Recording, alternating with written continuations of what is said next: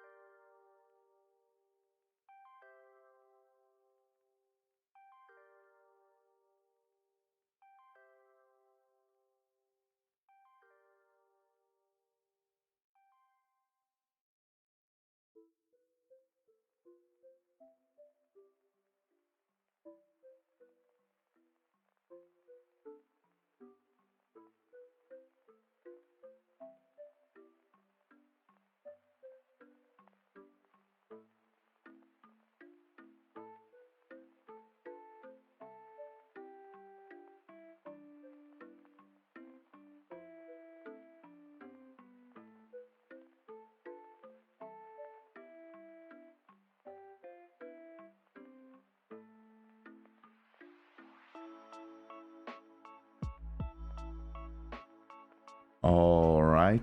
I think we're just waiting on the footage from Pietro. And so I'm going to just hold off on that. But it looks like, whoa, you got the wrong board here. You can see my messages with him. Let me just get this set up 1 second. There we go. Okay, here's the board. So the game hasn't started yet. So we're just gonna wait on Pietro here, and hopefully get the game underway soon. How are we doing in the chat? Trying to see if I'm able to see Pietro's chat as well. I think I kind of can. You know what? Actually, I think there's probably a way for me to do this. Let me go over to Pietro's channel, and I'm going to see if I can grab your guys' chat. That way I can read it right off of here. Pop out chat. Yeah, here we go. This is fantastic. And now I can make a new doc, and I can actually have Pietro's chat embedded in my OBS stream. How is that for technology? So I can actually see both chats here. This is fantastic. So, those of you who have been following Pietro's... whoa, we've got to exit this. This is a mess. Those of you who have been following Pietro's tournament so far, he's got 1 win and 3 losses. And so we're coming into round 4, and I'm excited to see how this goes. Have I connected both streams on Twitch? Yes, both streams are going out, so you can actually see this stream on Pietro's channel, on my channel here. Today, Pietro is win or W or B. Oh, okay, white or black. I believe he's playing the black pieces, but I could be wrong. And you never know with tournaments. Sometimes they have to like do like a specific kind of pairing, and you get like 3 black games in a row or something. So that does occasionally happen. Fools would resign. Wise players would make a draw. Yes, that is what Pietro says. Hopefully he doesn't fumble today. I was really impressed with round 1. I don't know if you guys saw round 1, but I was watching that on Cole's stream, and I mean he got into a ugly position, and he came back and he won, and the guy was rated like 2,000. So, and Pietro's about a 1,700 right now. So, that was definitely a fantastic result. I think there's quite a few high rated players that he'll be playing against, but hopefully he can get a win today, and maybe we'll see if his rating goes up after this tournament. Yeah. What does Pietro play? He plays the London. As white. What does he play as black? Does he play the Caro? I actually don't know. I haven't seen any of his games as black. I have a feeling I thought he was a Caro, but that might be Chess Centurion I'm thinking of. Does anybody on Pietro's chat know what openings he plays? Those old guys call it cross-colored pairing. Okay. Hello. Good to see you guys. Good to see you. Sorry, this stream's going a little slow right now. We're starting off here, but I will get his camera up here soon. I just got a message from him here. Okay. I've got it here. So, if you guys just give me 2 seconds, I'm gonna click be right back here. Oh, that's not the right chat there. Give me just 2 seconds. I'm just going to pull this up. I don't want to give away anything like the link or anything. So, or any private messages or anything. So let me just get the link here, and then I will pull your screen right back, and we will get this going. So, I'm quite excited. Okay, new tab here. Boom, diggity boom. And here we have this. And I'm gonna have to wait for 15 minutes, but I think we can come back now. Back here, and then let me just see, where did I put this? Pietro's video, properties. Here it is. Boom. Look at that. There we go. All right, fantastic stuff. So as soon as the game starts, we have to wait 15 minutes to get stuff going. Is that still there? No, that just went white. Hold on. Hold on. Hold on. I just got to make sure it stays up here. And can I have an analysis board open as well? Can I have both? Why is that flicking back and forth? Oh, you know what it is. Okay, wait. Properties. Match title. This way, it stays. Oh, please work. Properties. Match title. Properties. Why does that go off when I go there? Okay, that's looking like it's working. You're actually not sure what he plays against e4. I have seen him often play open Sicilian. Okay, so he plays the Sicilian against e4. OMG, Blunderman. Hey, how you doing, bro? Ches AZ, hello. You think the tournament is in Rome? No, it's called the Caravel Cup, but I think is it in Amsterdam? I think it's in Amsterdam. I could be wrong, but I think it's in Amsterdam. Now, I'm gonna have to figure out a good way of seeing these moves. It's probably gonna be a little tricky for me to do this. No, I can make this a little bigger on my screen. Hopefully this will work. Okay. Yeah, hopefully this will work. I think we're good. So have they started? Well, right now we are seeing the boards there. So they haven't started yet. They're just still setting up. But they will be starting fairly soon here.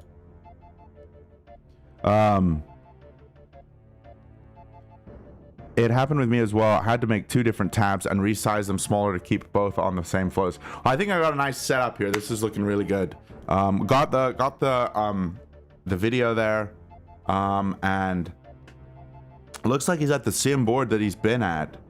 Has he been just staying on the same board as a streamer? I think that's what's going on.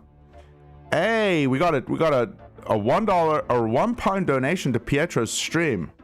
Let's go. I'm sure he will appreciate any donations. So thank you for that. Wait, who is this? This is it's kind of hard to read people's names. Everything's a little small for me. But that's very exciting. Casio Assas. All right. Is the game going to get going? I wish I had audio. In fact, you know what? Maybe I can turn the audio on. Let me pause this music and see if we can. We can turn this on. Oh, this is epic.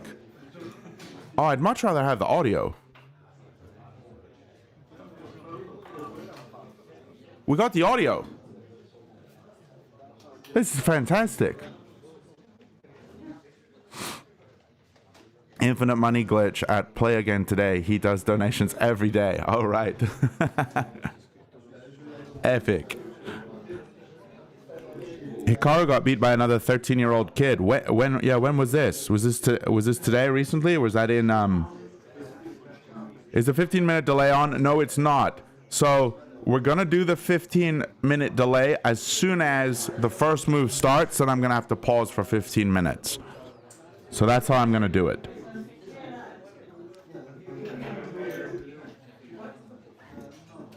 That's how it's gonna go. And it looks like he's got the white pieces. So let's change his name here. Wait. How do I do this? Well, we know he plays the London. So if I just put in move 1 already for him, I mean, this is what he plays, isn't it? So let's just go here. We've got Pietro. Checkmate. Pietro's opponent. There we go. All right. There we go. And I'm assuming he's going to play d4. You know, I'll pull it back so we won't know yet.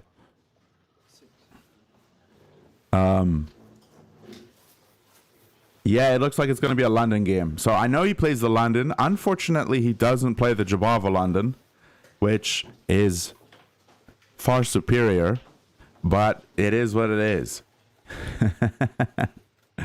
Good morning, Mighty P. How you doing? Hope you're doing well, man. We have a tournament going on here today. So this is very exciting. I'm going to actually just increase the size of this a little bit so we all can see that a little bit better. And maybe I can just make the whole thing a bit bigger. And I'll just make the chat a little bit smaller. There we go. That looks good. Yeah, this is looking nice.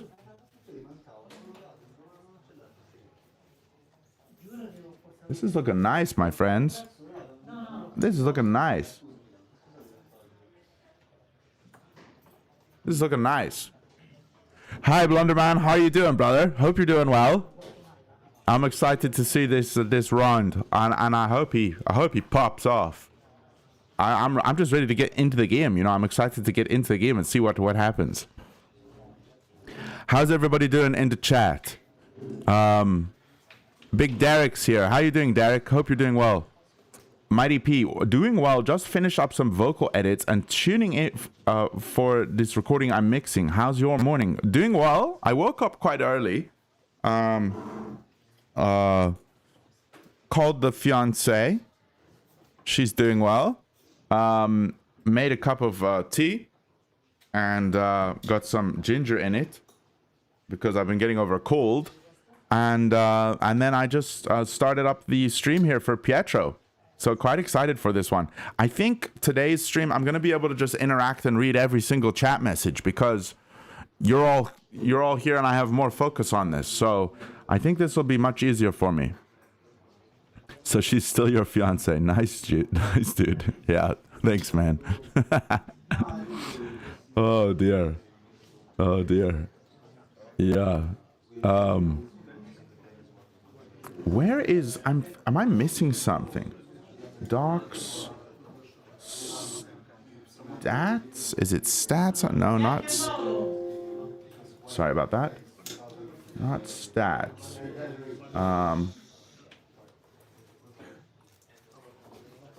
Here goes the game. So I'm going to get ready to pause this.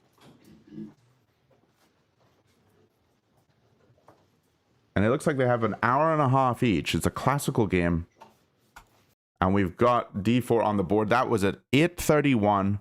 So when we get to, let's just say 8:45, we will be able to continue this and see what happens. So I'm going to put a 15-minute timer. No, I'm not. I'll just play some music here in the background while we wait. So unfortunately, we're not going to be able to see what the moves are, but it does look like he has played d4, which signifies his beautiful London. Actually, there's a tournament for me tomorrow too, but it's small, so I have a chance to win the first prize. What's the first prize, Void? Blunderman does not blunder today by calling his fiance as first thing in the day.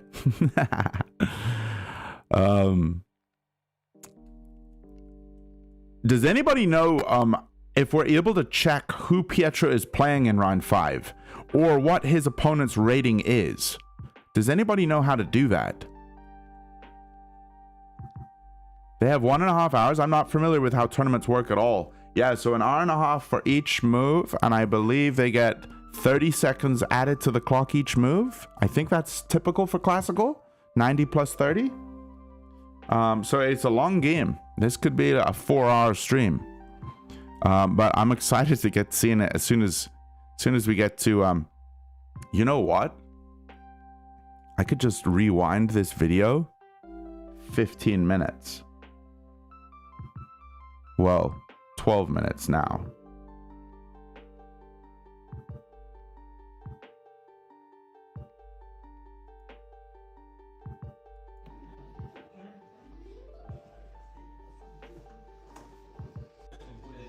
Yeah, I think we'll be good then.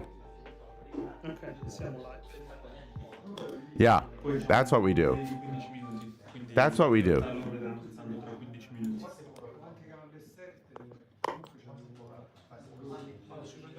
That's what we do. Chess AZ, you're gonna check and let us know in a bit. Ardu Luigi 1802. Thank you so much. So Pietro's opponent, his name is Ardu Luigi,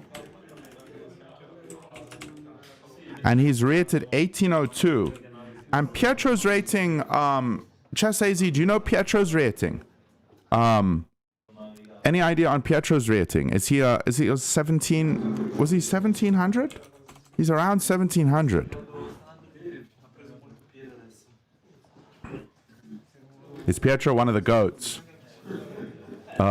Pietro is a goat. He's got his own YouTube channel. If you haven't checked out Pietro's YouTube channel, do check it out. It's called Pietro Checkmate. He's 1710. Okay. 1710. I'm just going to save this. So here we go. And we know it's going to be D4, but we're going to have to wait for that before I can actually play it. So once we get, we're 11 minutes out from him playing the first move. What's the format? It's 90 minutes plus 30 seconds. So unfortunately, we don't have a DGT board that they're able to like upload. So we won't get the move timers, but there is a clock there. And maybe we could actually, you know what? I could be like super genius here and try to workshop this. You guys want me to do something crazy? I'm going to do this for you guys. I'm going to do this for you guys. This is going to be called Pietro's Clock. And it's going to be this one. And we're going to zoom in on this clock. This is just for you guys. I am next level with the streaming here. There's the clock. There it is, lads. Let's be crazy. There's the clock, my friends. There it is. Oh man, that is a thing of art. Let's put it down here. Sei seduto di là? That is beautiful. Sì, sei dentro.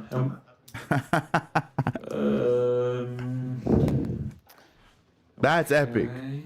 Provare. Let's go. Yes. Oh no, what's going on?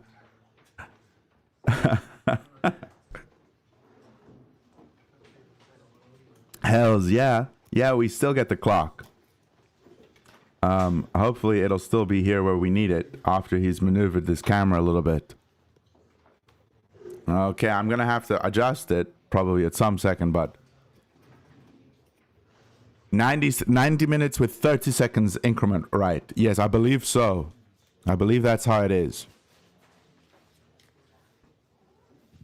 Ok, però così adesso noi siamo un po' tagliati. Va bene, I'm not going to adjust this clock until he's done.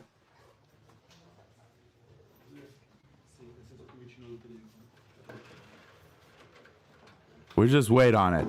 We got time. But I think this was probably the biggest genius thought I've ever had in my life. I mean, this was epic. Getting to see the clock. Okay, let's adjust this and find that clock again. There it is. It's a little tilted, but what can you do? What can you do? I'll take it. That's pretty good, right?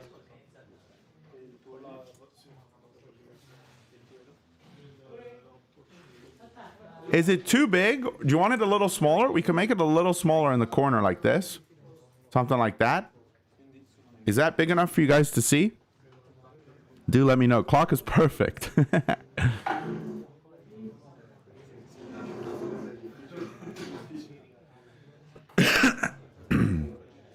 So, I'm not a betting man. I'm not a gambling man, but I have a feeling that Pietro's going to win this game. Even though he's 100 points lower rated, I think Luigi's going to struggle here.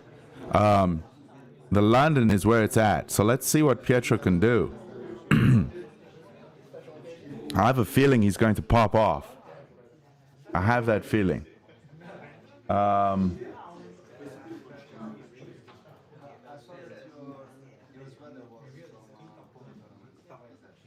Boom, boom, boom.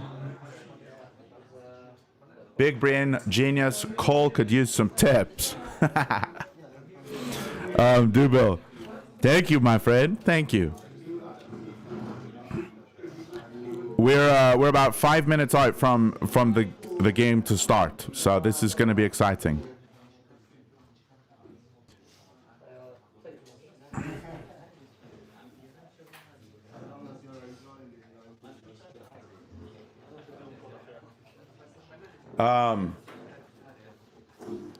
I hope I can do a good job commentating.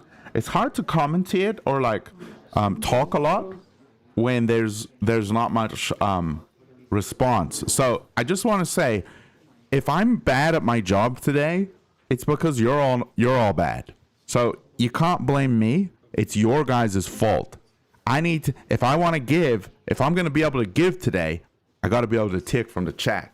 So do chat today, because otherwise this is going to be the most boring 4 hours of your life. Well, not boring. Chess is exciting. My lizard Chester is sitting on his log back here. You know what? I could also do something else pretty crazy here. You know what I could do? I could do another window capture. And this is using like my ultimate brain here. And we're getting a Chester camera. Look at this. We're getting a Chester camera today. Look at that.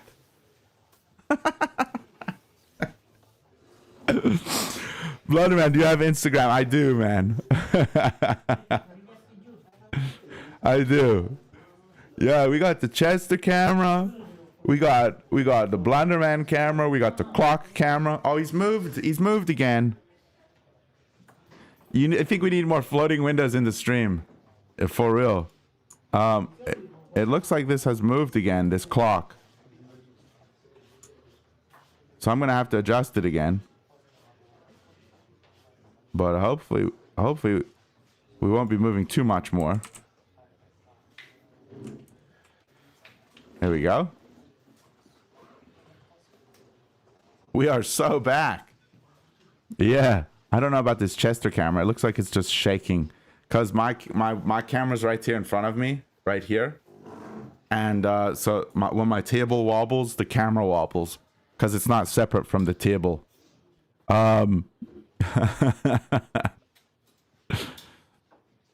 know what, this Chester camera, I don't know if it's working for us. Well, we can just chuck it up here. We can just chuck it down here. This is where we'll chuck it. There we go. There's the Chester camera. We got all kinds of cameras here. It's truly an ingenious stream. There we go. Weeble wobble. When he's in the corner, he looks like the sun. Yeah. So Chester's currently looking at Pietro here.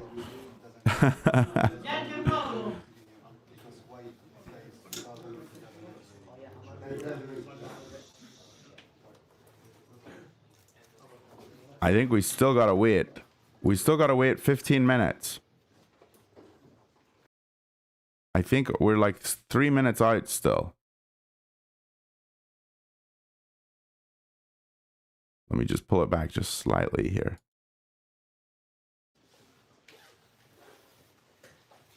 Yeah, we're still a few minutes away. Okay.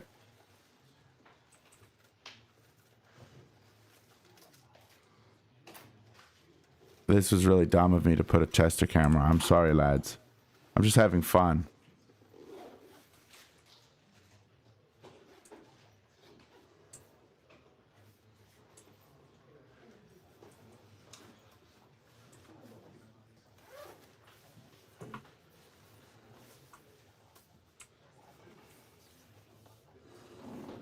I'm having too much fun, lads. I'm having too much fun. Now we need opponent's reaction camera. What a good idea. Wait. Let me do this. Opponent's reaction camera. Here we go.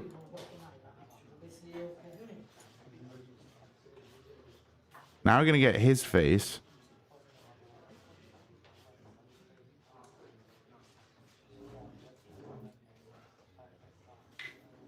This is the opponent's reaction camera, right there. And now we need a Pietro's face close-up camera. Do you know Pietro's record for this cup? I only caught the first round so far. He's 1-3. He got the first round was a win, and then he got the 3 losses in a row. I'm sorry, I can't bring myself to do this. I will put on his reaction at some point in the game, and it'll pop up right here, but I'm gonna just flick it on when it's time for the reaction shot. So I'm just gonna have to be doing this reaction in real time for you guys. Okay? So when he reacts, somebody say, Blunderman, reaction cam! On 3, 2, 1! And then I'm gonna flick it on. Boom! Reaction! There it is! And then we get his reaction, and then we go off. Okay? That's how this is going to work. Okay? That's how it's going to work. All right, I think we're starting here. Happy days. I don't have to just keep talking.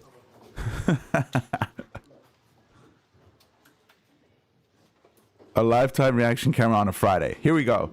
Okay, so we know what his first move is. But here it is.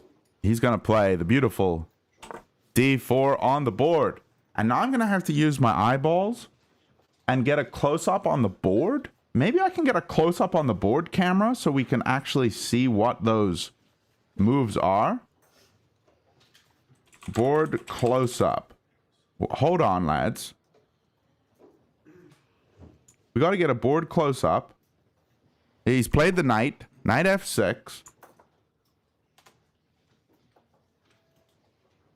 And he's going for the London. This is my board close-up camera just so I can inspect and see when I need to.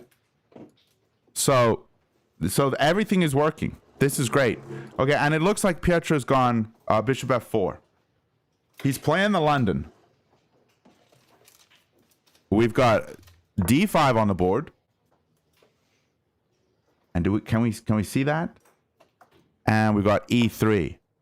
So if we go for this board close-up camera, maybe you guys want to see this. I don't know if you even want to see this, but this is helpful, man. Reaction cam. I didn't see the reaction. There's his reaction. Oh gosh, Oh, that is off. That is so off. Okay, I'm sorry. This is not supposed to be a comedy show, but that is that. There we go. There's his reaction. He's a little stumped by this London, but everything's good. And here's the board, the close up of the board, so we can sort of see the position there. And it's currently our opponent's move. He's gone with the outside bishop. I love to see it. Here, I would be playing knight c3 and transposing into a Jabava London immediately, so that I could do an outside pawn storm. This is what I would be going for with no questions asked. No questions asked. This is what I would be doing. But he doesn't play the Jobava, so he's having a real good think here, I think. What's he going to play? What are his options? So the engine's recommendation, which I'm going to be drawing on from a lot today, is knight f3. This is the top move. We've also got c4. I don't know how Pietro plays his Londons. I don't know if he does it like a triangle, or does he go for the c4 immediately? And his other move is bishop e2. So these are the three candidate moves. And what did we get there? What did he play? He played c4. He played c4. Very good. Okay, so he's challenging the center already. Now, the opponent can't take here. This isn't great because we can recapture the bishop and we develop sort of for free because he's wasted moving a pawn and we've moved a minor piece. So this would be good for us. So most often you're not going to see captures here. And often in like higher level chess, you see a lot of tension in a position. People like to leave the tension. They don't want to resolve this. So this is going to probably be some tension on the board for a while. Yeah, c4. c4 is the way. Reaction cam being the back of his neck, lol. There's no bishop at c8. We can bring the knight c3 and queen b3. Yeah, so the bishop's not here.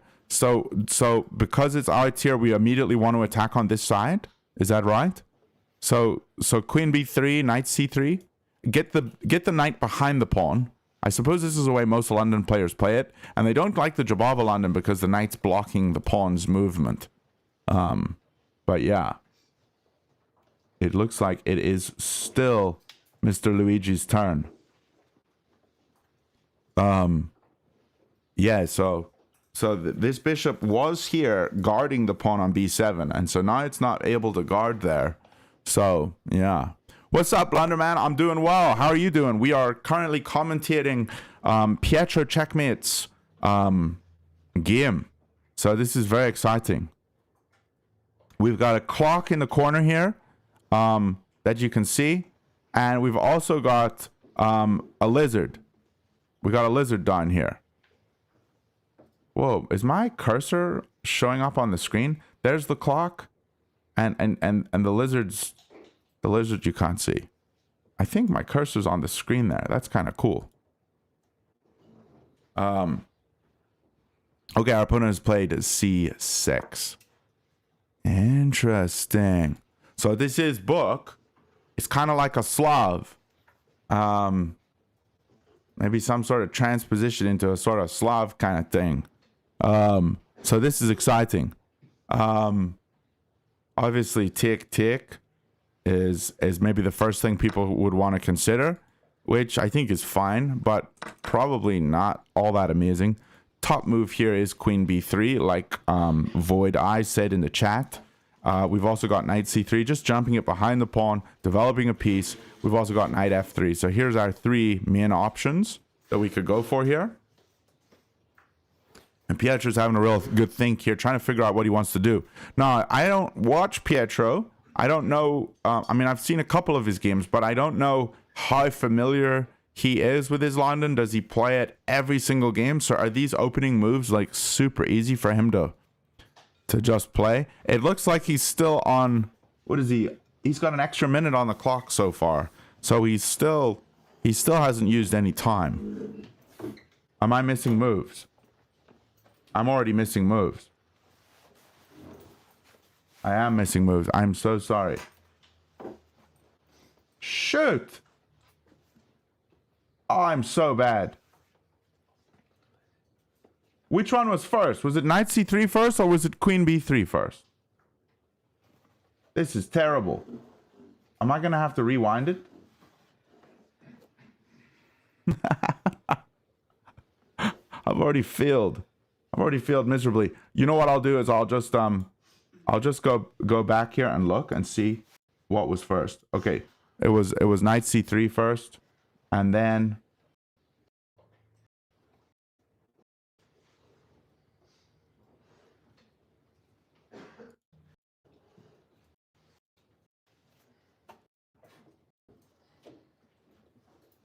it was. I'm so sorry. So it was c4. So c4, and then it was here, and then it was here, and then it was here, and then it was here. And now we'll go back to where we are.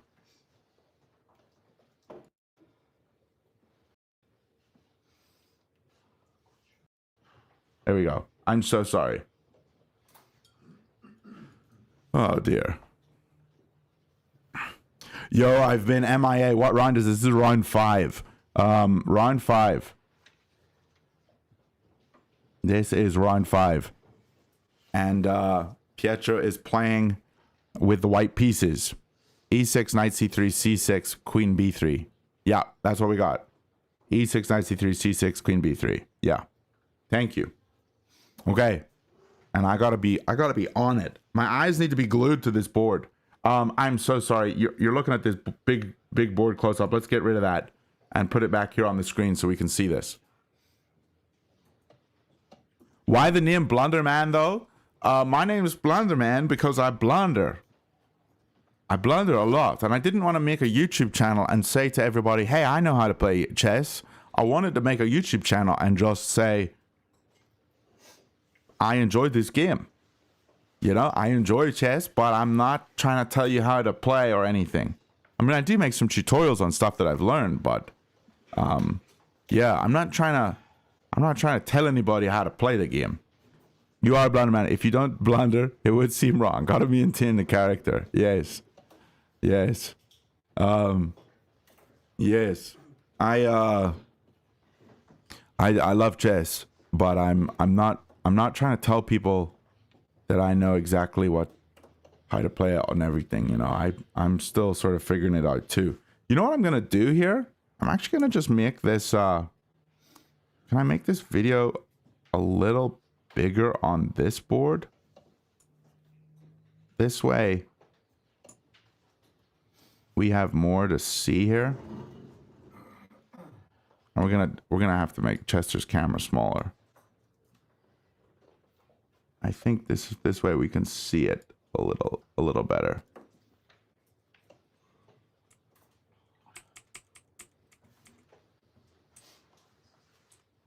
There we go. So round 5. How many draws or wins or losses does Pietro have? He is 1 win and 3 losses right now. Okay, so we got the bishop, or I'm sorry, queen b6. That's what it looks like. Queen b6. Challenging the queen on b3.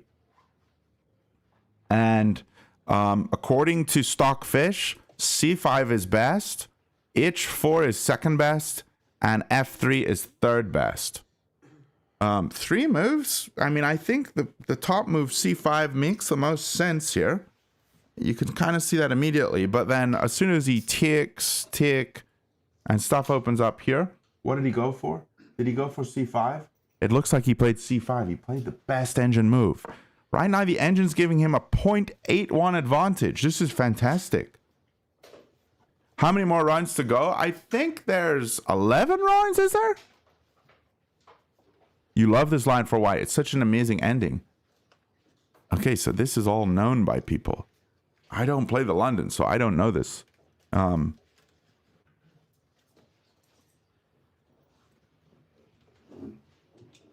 don't know this line. The only sort of position I know with this kind of opening here is all Jabava theory, and you never get the c pawn up to c5 in the Jabava because it's stuck behind this knight. So c5 is best, then you play knight f3. Well, what about if queen takes b3? Are you going to play f3? I don't think you are, my friend. Okay, wait. I missed something. He took, and it looks like pawn took. Can I get a close-up on that board, please? That is what we got.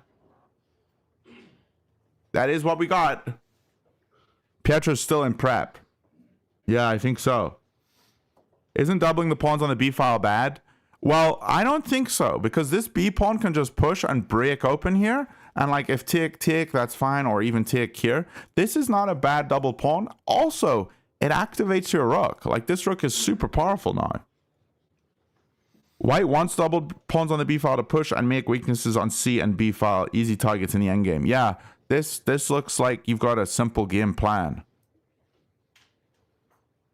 I would be happy if I was Pietro here. I think this looks really good. It's known to be a better endgame for white. Well, if an engine's giving plus 0.8, I mean that's already a very, like at the top level of chess, that's already quite a decisive advantage. Yeah.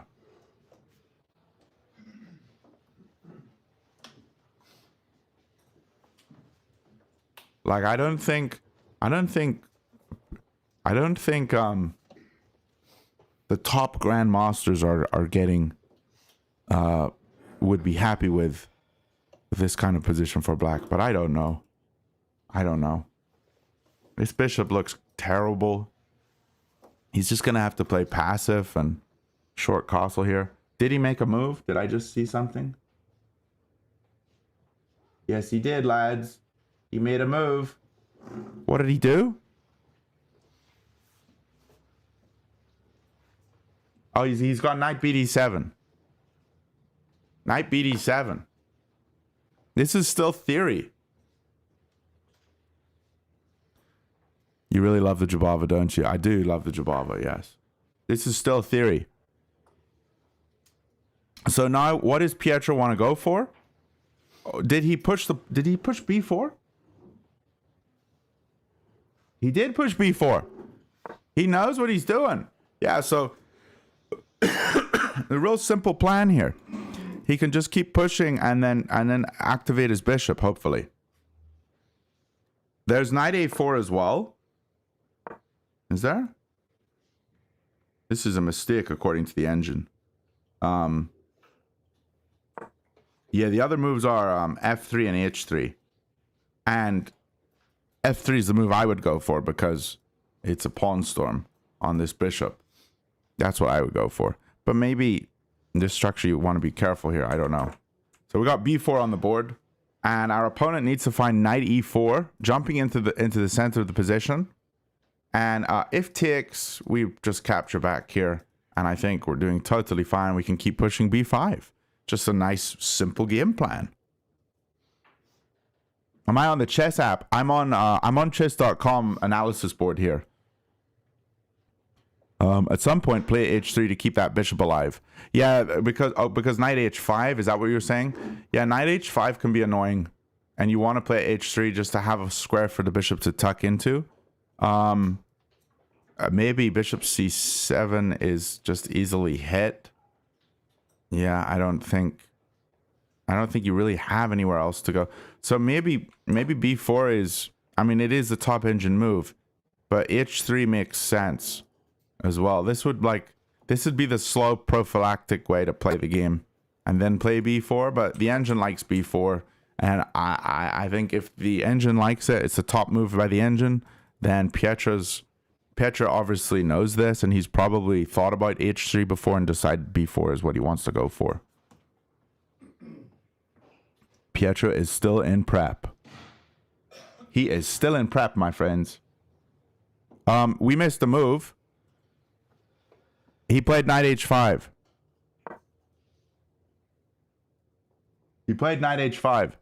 So he's going after this bishop. Now, a doubling of pawns here is totally fine because you can get knight f3, knight e5, I think.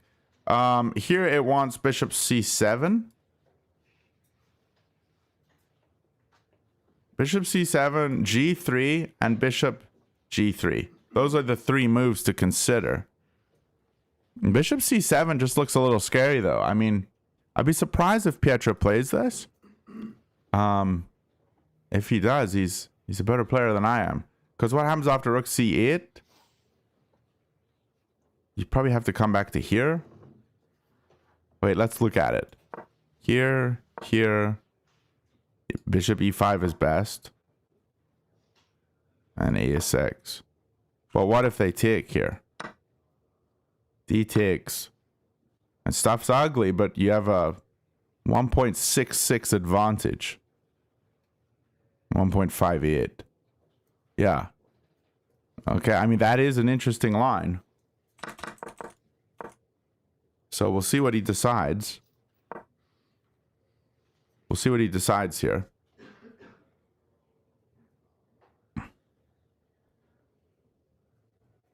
We'll see what he decides to go for. He's considering this. He's considering this, I think. But he's maybe also considering this, because after take, does he want to open G file? This is what you could go for, and the engine's okay with it.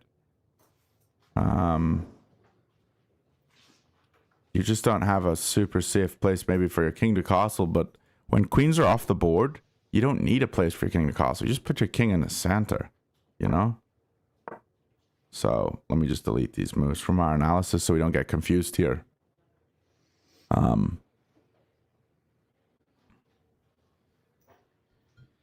Cole in the house.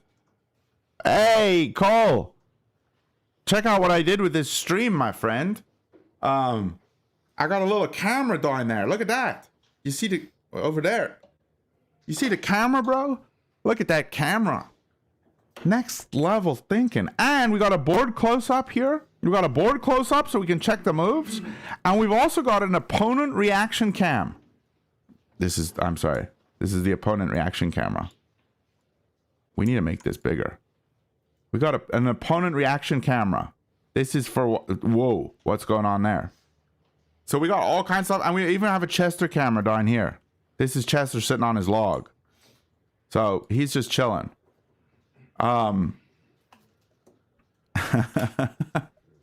Yes, sir. We got everything up in here. We got everything. I like having this clock here, though. It gives me a sense of the pressure they're going to start to be feeling. I'm hacker man. C7 loses tempo and development. Well, bishop c7 is a top engine move, Arda. It's a top engine move, so I don't know.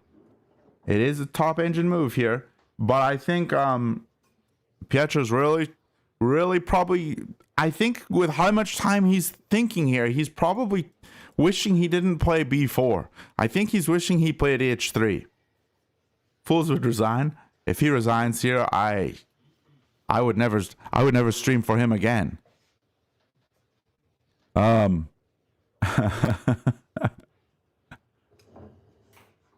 Add emotion analysis app. That sounds beyond me. You're better than the engine, Arda. Oh, fair enough. Fair enough. Fair enough. I'm really excited to get the opponent reaction camera going, though. Like, boom. You can't believe it. Look at that reaction. He is shook. He's shook. Okay, what was the move? I'm sorry. We had knight f3, which was not one of the top moves. Apparently, it's an inaccuracy. This is his first inaccuracy in the game, but he's playing it more like a Jabava, my friends. So he wants, after knight takes, pawn takes, to control this square and have all this pressure on this square. I think that's what he's thinking. That's what I'm thinking. So getting that knight into e5. Opponent's reaction means we have won.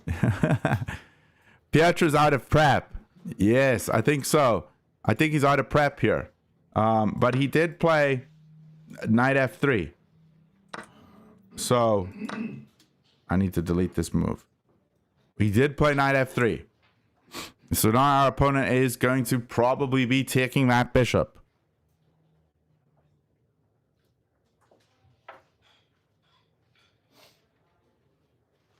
I think next time Pietro plays this opening, he's gonna play that preemptive h3 move. I think it just makes more sense, doesn't it?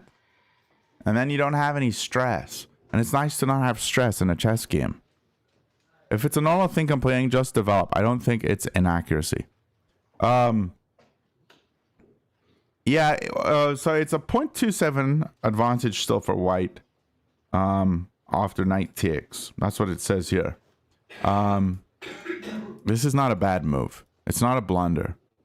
I think I like this plan here. Because what happens is after take and jumping in here, like let's just say a6 here, you're controlling this square. Oh, wait. Oh, apparently the engine doesn't like it as much. But oh, it's because the bishop's on the outside. Yeah, I always play this with the bishop on the inside. So you want to keep this closed down to have the light squared bishop on the inside of the pawn chain. So this isn't so good for white if we do jump in. In this position, you need to play b5 and keep playing on the queen side. Okay. I'm learning here, lads. I'm learning. Did we get a move? We did. We got capture. And it looks like, did we get another move? I don't think we did. Yeah, this is the position we are now in. Honestly, Pietro's playing very accurately. He's playing very well. I'm missing moves again. I'm sorry. I probably would have played bishop g3 to go for f3 to push for e4.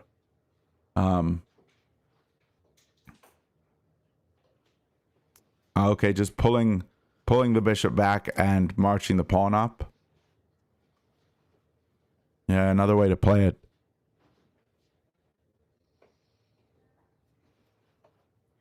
Holy, they are both barely thinking. I'm missing moves. This is stressful. Thankfully, this isn't blitz. What did he play? Hold up. He played his bishop. He played bishop e7. And now Pietro's got to think. He's got to think here. He played bishop e7. So, is he going to continue with his plan? b5. I think he can. I don't think there's any reason he can't.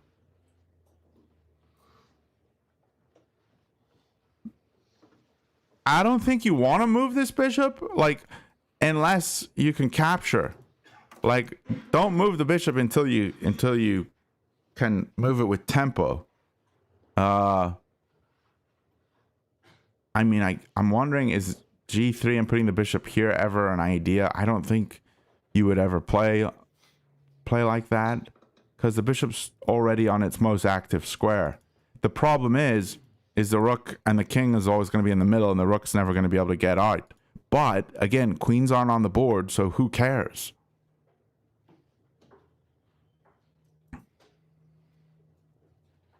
So who cares, you know?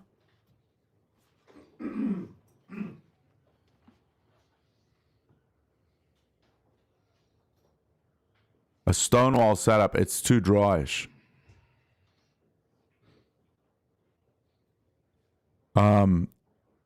Trade happened already. If Pietro wins, Fenerbahce gonna win the Super League. I watched him playing at 2100 yesterday, and after a perfect game, the blunder came in late endgame. It's tough. You know, London games are just positional, aren't they? They're just positional like this. They're not like tactical and spicy often. They're just slow positional, and then a blunder happens in the endgame. There's a pawn chain on BCD, makes the dragon bishop useless.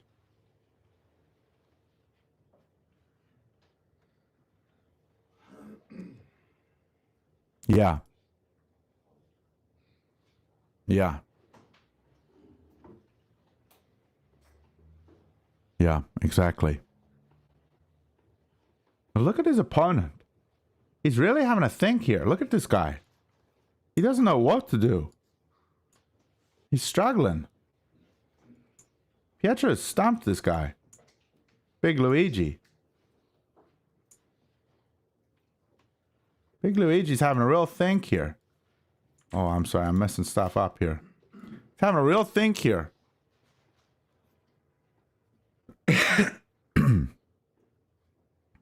You know what I need?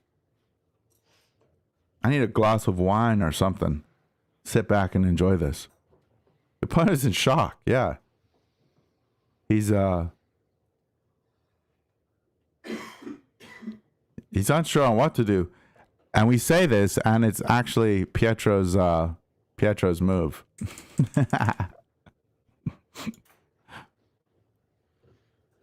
We got momentum, and it's actually our move. Max Silver, you play against the London completely differently with an early c5. It turns into a very tactical game. Well, I play the Jabava London, and there's ways to play the Jabava London where it gets tactical and crazy. And those are the ways I often play it. But I do think the London is more of a positional opening generally than other openings. Yeah.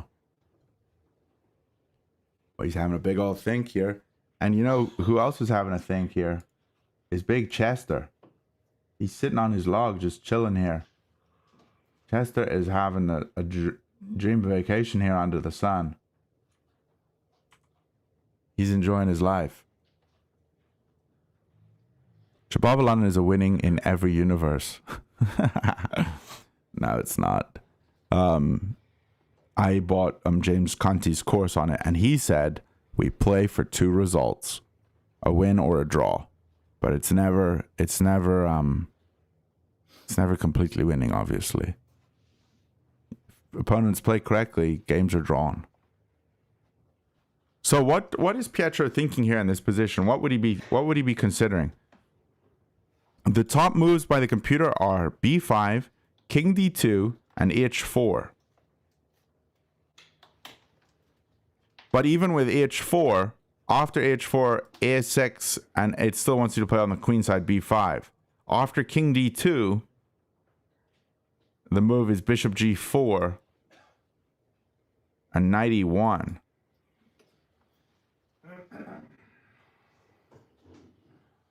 Are we just gonna is the goal to just like transfer all our pieces over to this side of the board and just push? Is that the goal here? I think that might be the goal.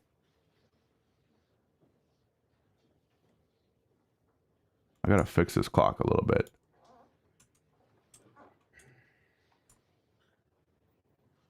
Gotta get the top of that clock there so we can see whose move it is.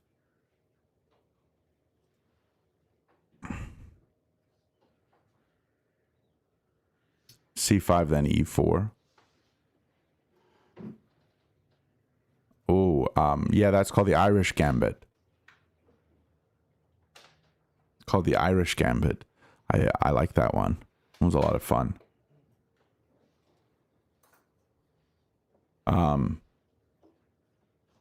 You're talking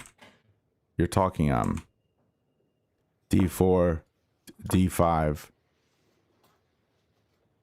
Wait, what are you talking? Bishop here, C5, E4. Oh, this is called the Morris Connor Gambit. Never mind. This is slightly different. I play it this way.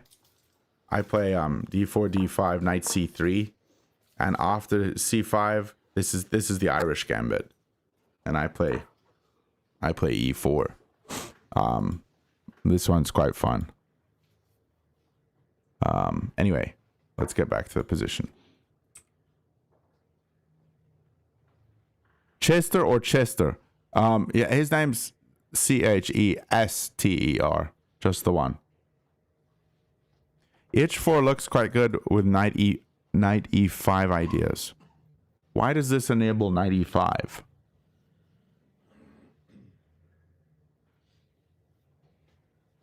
Is it so that we play g4? Is that what you're saying? So h4 here, here, and then bishop back, and we win the bishop? I guess it doesn't really work, though, with this knight guarding here, because as soon as we jump in here, he's going to take.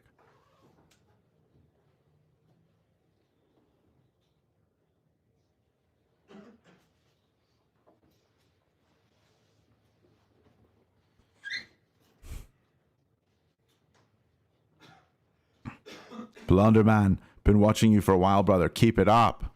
Person with a story. How you doing, man? Oh, I'm always very thankful when people say they've been watching my content. So that's fantastic. Thank you, bro. I understand it. King d2 guards from black bishop on white.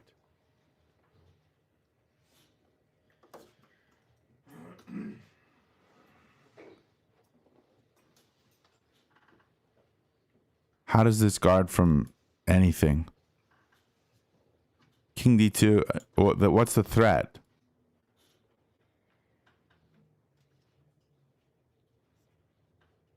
It's not a normal move. But why would we play this? Can you explain it? If the knight trade happens, our pawn structure will be fine.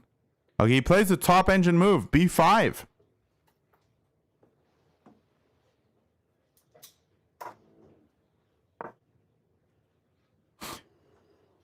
Yeah, Max Silver, that's the way I would play it. F3, G4, H4. You're good, brother. How are you? God bless. I'm doing well, yeah. You like the pawn on F4 controls any E5 break. Yeah, it gives you a lot of control over the C5 square. For sure.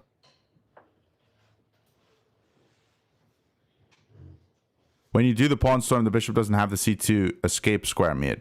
So the idea here is king d2 and then h3, g4, h4? Is that the idea? Because we don't have f3.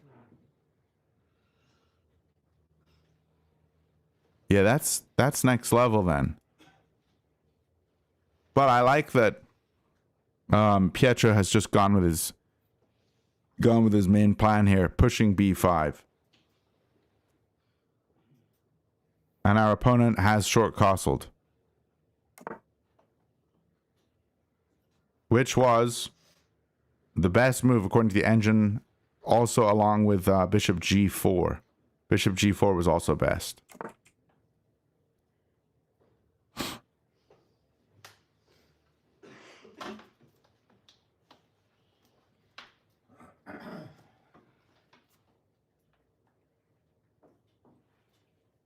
B5 is just more direct and better. Yeah, I'm really thankful that you told me exactly why this was a good move, though. Just not giving us a retreat square for the bishop and then being able to pawn storm. Because his king's castled here. This is where you want to be attacking. Why are we wanting to attack on this side of the board? Doesn't make any sense. But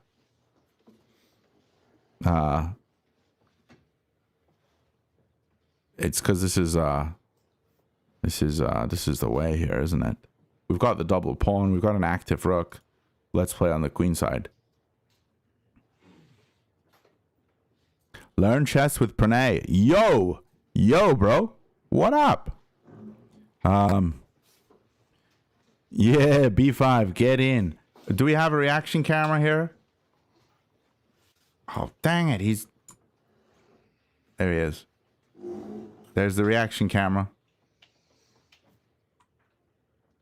There it is. And Pietro's back at the board, and he sees that his opponent has short castled. And he also sees that he's got 76 minutes on his clock. He's chilling. After bishop g4. Okay, let's have a look at bishop g4. Bishop g4. You play knight e1. Oh, this was after king d2. Knight e1, and then you play c2, e3.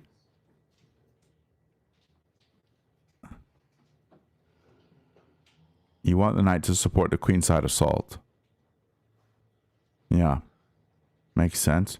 Pietro's lost. What are you on about, bro?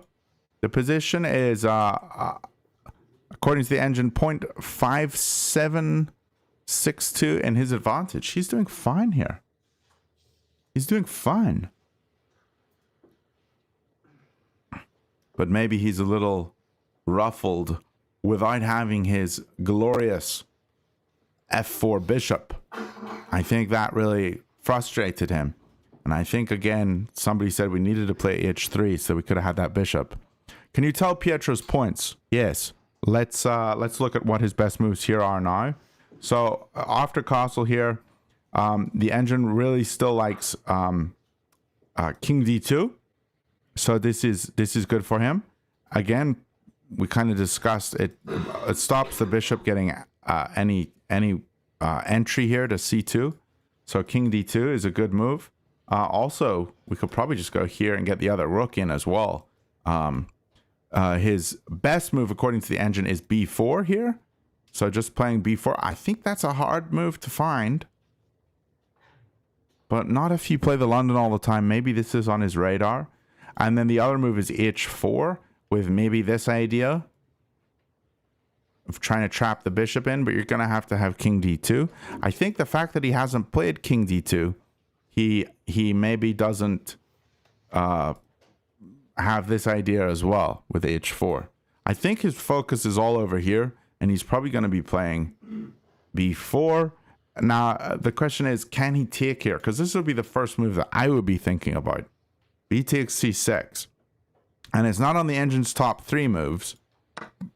And it gives black a slight edge. Now, the position is basically completely equal after b takes.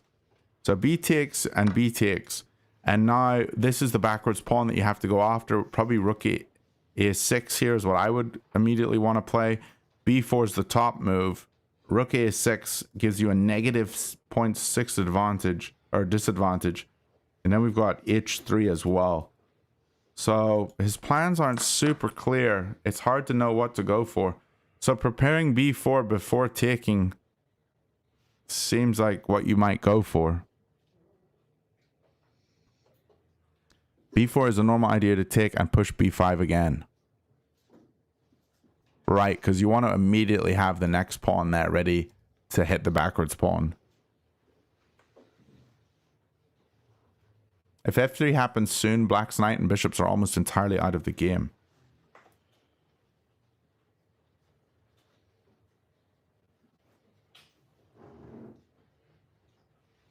Well, he can always make his own hidey hole here, and his bishop's still active. And controlling b1 is going to be annoying for him. You know, after watching this, I kind of want to play the London. Now I know all these ideas. Maybe I should start playing the London. Could give it a go.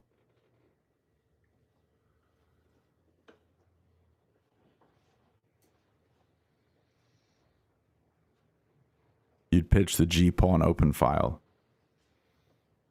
Yeah. Apparently it's a blunder, bro.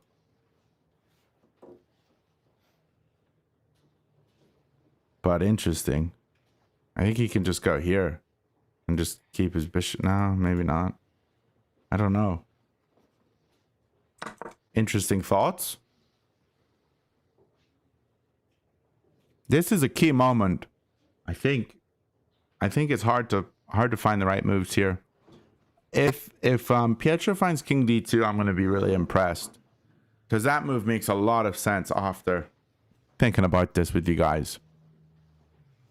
But yeah, those are the main ideas here.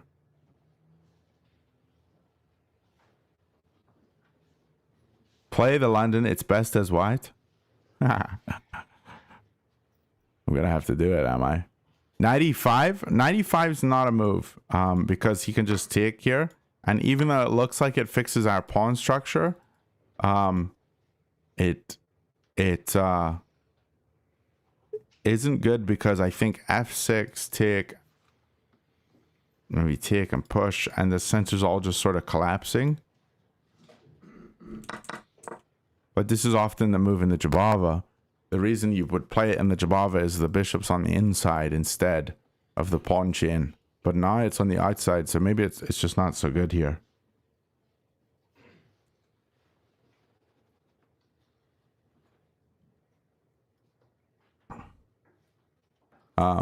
We looked at this move. I'm going to just delete this.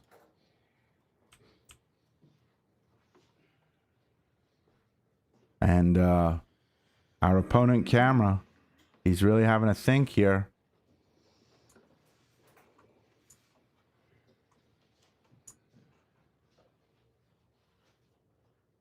He's having a real think here.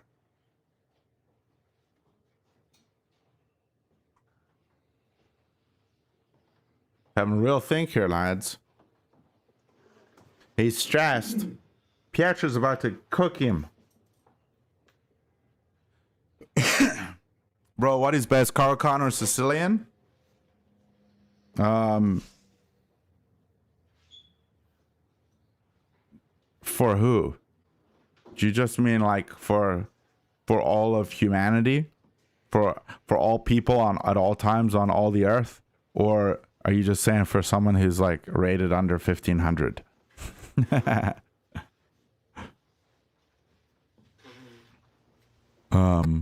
Because I have an answer for that.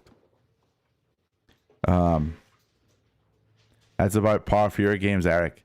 Yeah, Eric, when you sack a pawn, you really gotta just have a good think. It's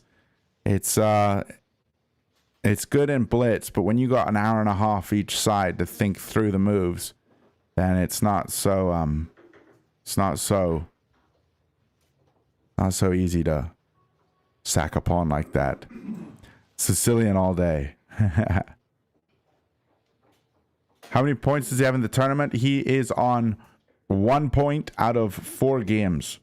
So he has 3 losses and a win. But his win was against a 2000. Looks like he has moved. Bishop E2 was the move he played. Another inaccuracy. Developing is always wrong. Yeah, Bishop E2. It's still fine. He's still okay. The game's completely equal. But clearly he wants to short castle here. Keep his king safe.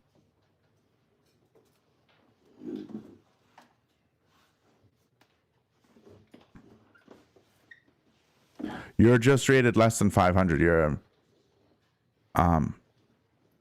You're 665. Yeah, then play the Caro, bro. Play the Caro Khan. If you wanna improve at your chess, and you wanna get to like 1500, don't pick up a Sicilian. It's way too tactical, man. It's stressful. Unless you thrive on tactics and you do a lot of puzzles. But if you don't, and you just want to play simple, good chess, then the Caro Khan, it makes more sense. It's easier, I think. You can always get good games out of it. You might have to deal with a few alien gambits, but you're not playing against witty alien every single game.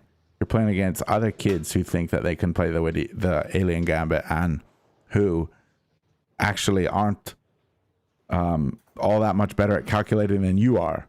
So they're not going to be able to play down a knight as well as someone like witty alien. I'm 1600. Sometimes face genius. Sometimes I face people that have tried to scholars mate me. It's so stupid. You're 1600. On what control are you, like FIDE or chess.com rapid or blitz or what? Hi Owen and everyone watching. How you doing, fresh fruit? Hope you're well.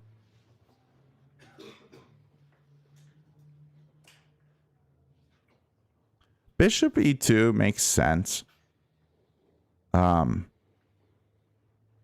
I do just wish he would have played B4 here and gone for his plan, because like we said before, you don't want to move the bishop multiple times. Isn't it better to go for this plan and immediately hit him with B5?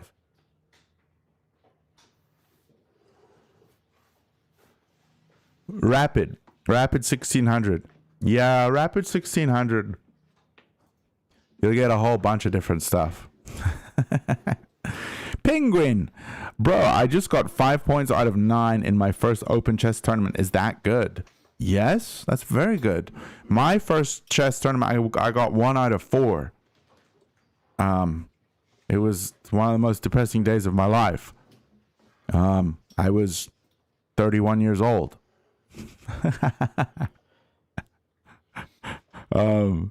Yeah, no, that's fantastic. 5 out of 9 is fantastic. Did you play anybody like fairly decently rated in that tournament?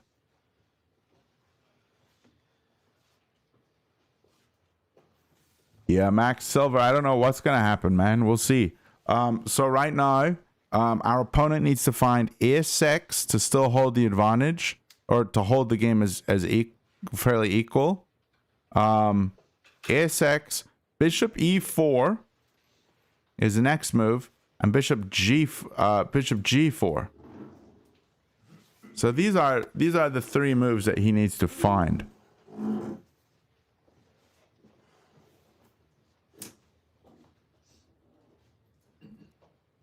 After bishop e4, we just short castle. After bishop g4, we play the knight here. And now after takes, it's not so good for him, because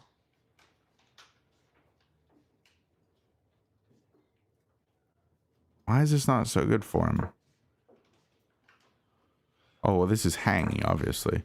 So first he has to save this. And then we have f4 locking the pawn in place. So it can't be like taken over and everything pushes. So that knight jump might be better now.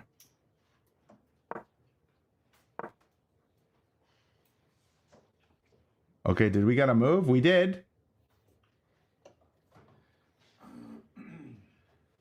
What was the move? He played f6.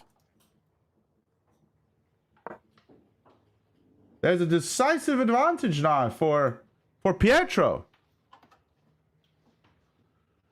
Decisive advantage, 1.22.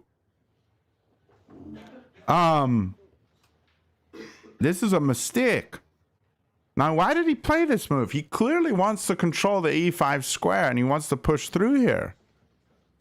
But we have the move knight h4. And where's the bishop going? Is he coming here? Then we just chase it.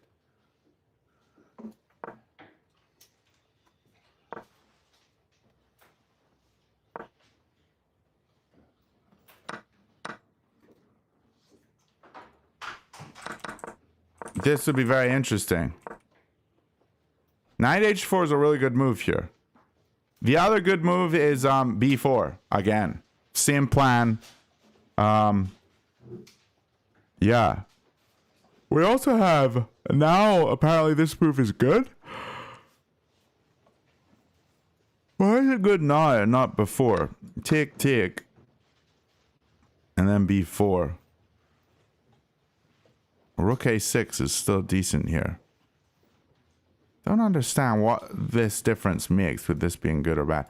I mean, I guess maybe we can castle quicker.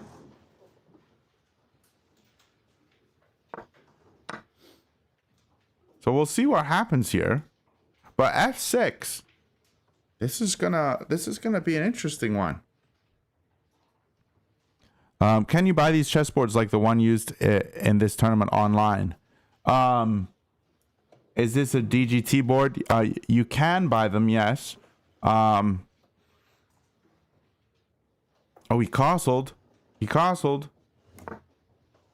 Unfortunate. He didn't take advantage of this. He should have tried to go for this immediately. And now the opponent has to play a5, a6, or rook f to b8.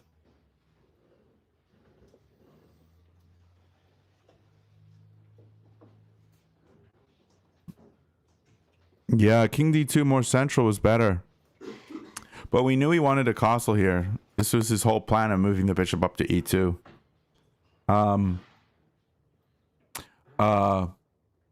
You can buy them. You know what else you can do, my friend? If you are really thinking about a chessboard, why don't you get the Chestnut Pro? I've got it over there. Can we get a Chestnut Pro camera board here on the thing, everybody? Yes, we can. Okay, let's do that. Thank you, Owen. Owen's gonna do that real quick. Chestnut board video. Wait, what am I doing? Here. Can we get this? Can we please zoom in on this? You see this over here? There it is, my friends. You can kind of see it there. There it is. That board right there. It's a beautiful board. You can play people on chess.com with it. Okay, let's get rid of this. This looks terrible. But you can use coupon code Blunderman if you want. Blunder and then man. If you want to get one, I'll give you a big discount with the Chestnut website. Those boards are awesome. Not just saying that because I make money and you save money or whatever. They're actually just really good boards. Let's get a close up on the board here. Did anything change? Doesn't look like it did. Just castle, and he's having to think here. He's unsure on what he wants to go for here. Opponent played e5. Hold up. He played e5. This is not good, lads. e5 is not a good move. 1.6 advantage for Pietro. And again, he's got to find one of two moves. And I don't think he's going to do it. I don't think he's going to find them. Can anybody tell me what the two moves are? What are the two moves that give him a decisive advantage? Any ideas? Any ideas in the chat?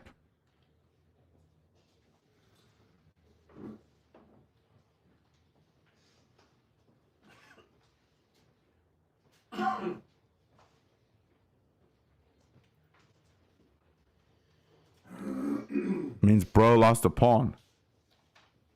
Max Silver says knight h4. Parade says d takes e5 or f takes e5.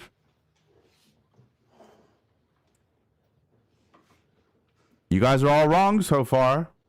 Anybody, any ideas what the two moves are to have an advantage here? Not f takes e5. Nope. It's not d takes e5 either.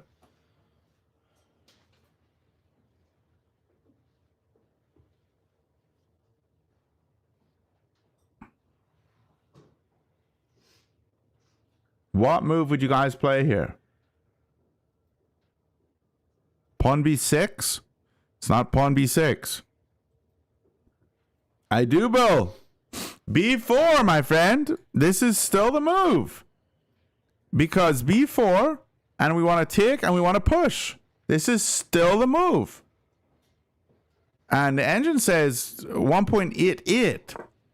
We could also, the other move is b takes c6. And this is still very strong for us. And then we have to play b4 next. Okay, so those are the two moves. Hopefully he can see this plan. And I don't know, I don't know why this causes it to be such a good plan now. But b4 here is very strong. I think with these London structures, Pietro needs to learn the importance of b4. Oh! He plays b4!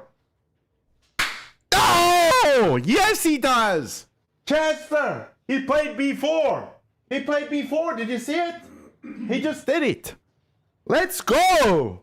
What a boss! What an actual boss! This guy, actual freaking boss, lads. He didn't do what most of us would do. He went for b4. Flippin' boss mode. And our opponent Let's get an opponent camera. Look at this guy. Look at this guy. He is cooked. He's stressed. And he just played a move. What did he play? Board close up, please. What did he play? Oh, he pushed. He pushed e4. This is losing. It's a good move, but it's losing. Wow. Okay. There are a couple decent moves here. And I think the top move is very easy for Pietro to find. What would you guys play here after e4? What would you guys play? This just shuts his bishop out. It's not good. I don't think this is good. What would you guys play here?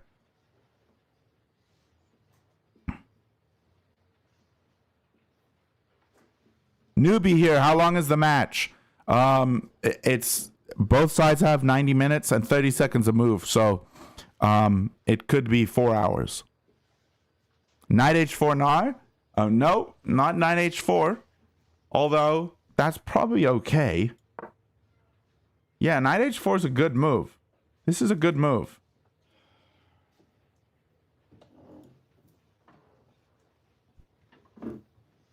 B takes c6. Well, the fact that you said that, dude, shows that you know what you're on about. B takes c6 is very good, but the top move is knight d2. So honestly, most moves here are just winning for Pietro. But a very good find with B takes c6. Then he takes here. So let's look at this. B takes c6.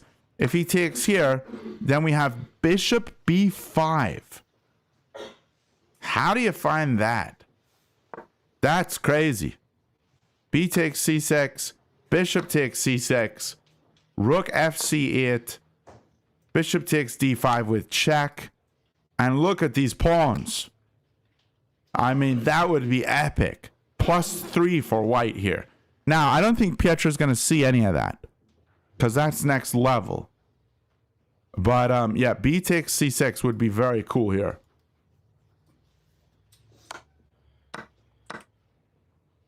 What did he play? Did he play 92? He did, lads. He did. He played 92. This is the best move. Let me just delete this. He played 92. The best move on the board. Let's go. Let's flipping go. And our opponent pulls his bishop back. Oh, dude, he's cooked. He's cooked. He's actually cooked, lads. Look at him. He's cooked. He's cooked. Pietro, now is your time to shine, my friend. You must shine forth. You must shine forth, Pietro. Okay, so what's the move here, lads? There's a couple good moves here. What are we thinking? What are we thinking, lads? Bishop takes c6 even here, and the queen side crumbles. That is the second best move according to the engine. And I think it's one that Pietro will probably go for. But I don't think he's even realizing how good his position is here. I don't think he realizes. The best move according to the engine is knight b3. Knight b3, just improving the knight before doing anything over here. Then second best move is b takes c6. And then we also have the interesting move f5. Because if the bishop takes, which he will,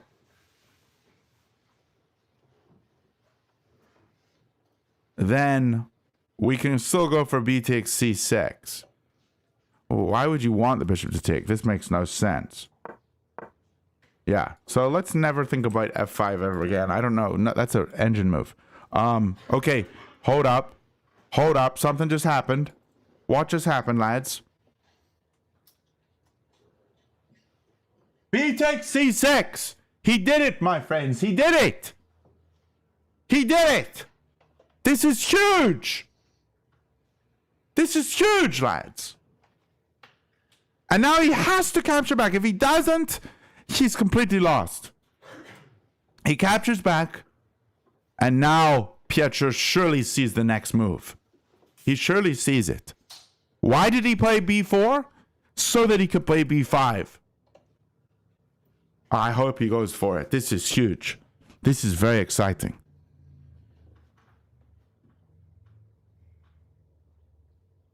This is very exciting. And I think we can get a close-up on the camera there.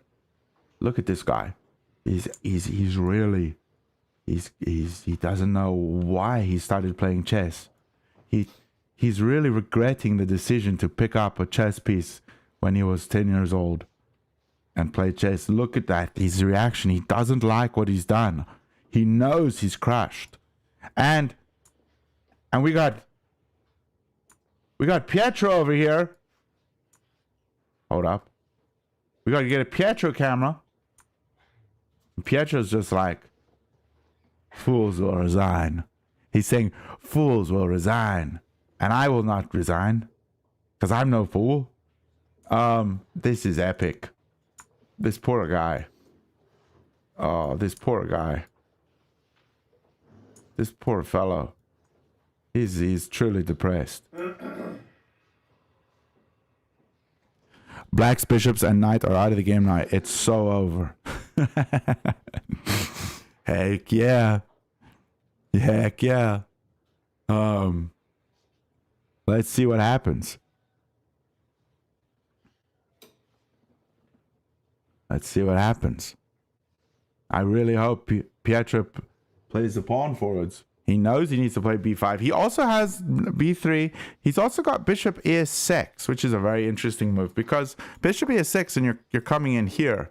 It's quite a good move too. Blunderman, the opponent's gonna hate you. No, hey, anything I say, it's all friendly. It's all friendly. Luigi, I love you, bro. I love you, Luigi. You're a good man. You're a good man, bro. You're a better chess player than I am. You're far better than I am. And why do I made a career out of chess. At least you just play it as a hobby. Oh, dear. Oh, man. Come on, Pietro. Be the beast. Be the beast. With the b5 beast. Be the b5 beast, Pietro. Bishop a6 is good because it blocks a6. Yes, and the pawn wants to come here, does it? Because then it stops this. But if we play it now, then it's not stopped. If we go b3, then e6 can stop us. Is that right? No, we just tick. Because we have two pieces looking at a6. So we're going to be fine. He played a move. He pushed b5. He was the b5 beast. Oh, yes. Yes, Pietro. Chester, he did it again. He played the best move. Oh, yes. Oh, this is excellent stuff. Excellent stuff. He's cooking. He's completely cooking. He knows he's won. He's already won. He's cooking. 3 points advantage, lads. 3 point advantage. This is excellent. This is excellent.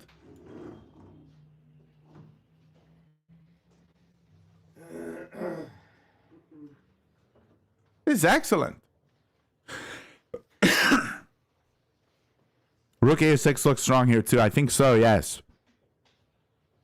Yes, rook a6, or in the previous move here. Not terrible. Decent move. But it's just really nice to see Pietro with such an advantage here. Hope he doesn't crumble here. Hope he doesn't crumble.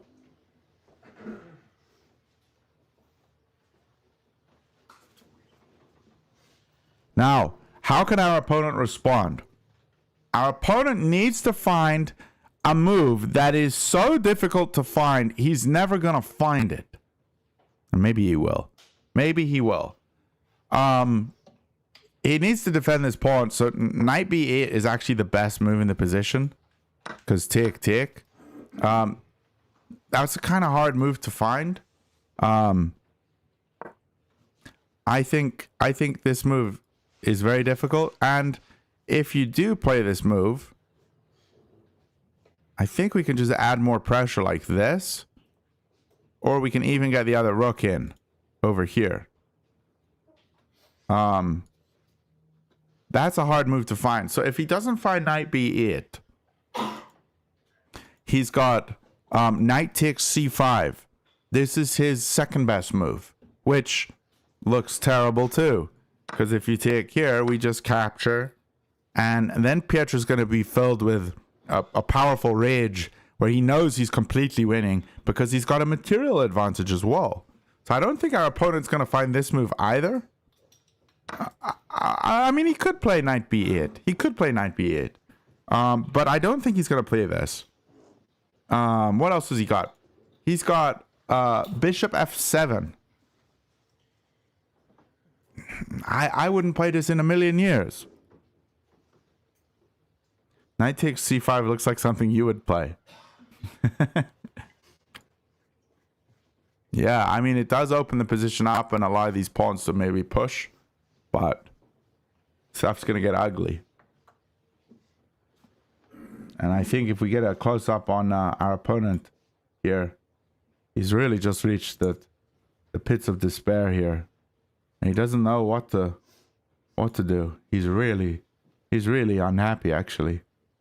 The total pits of despair. You perform best when you're down material. Why isn't rook ac8 better than knight b8? Doesn't activate a rook. Because we take, and if he takes back, then we take here and here and here. This is the trick because it's lined up on the two pieces. I think that's why.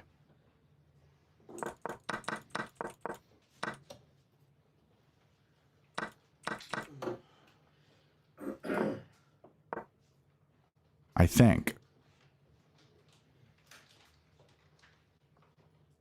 Good question, Fresh Fruit. Good question.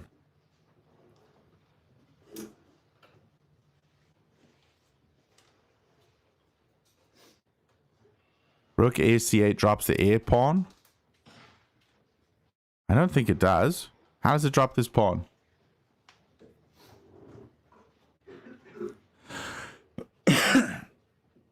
Oh, rook ac8. Oh, I'm sorry. Yeah, but he was asking about rook fc8. How long it will take me to reach 1,000? I am new. It literally took me like when I started playing chess on chess.com, I got placed 1,200. So, okay, there's some writing going on here. There's some writing going on. Did you see, guys? There was a bit of writing right here. We saw that over there on the board. And then Pietro went over here and he started writing too. So there's something going on here.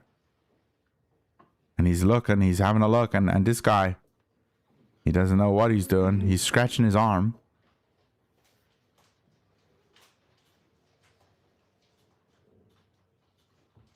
Still having a think here.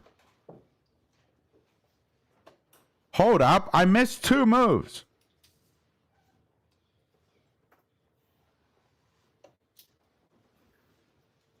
Lads, I'm cooked. What was the move I missed?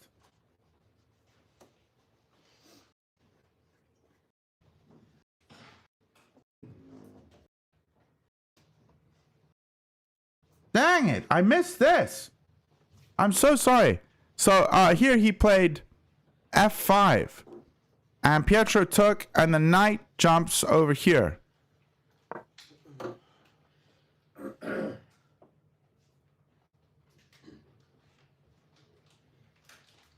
This is what has happened.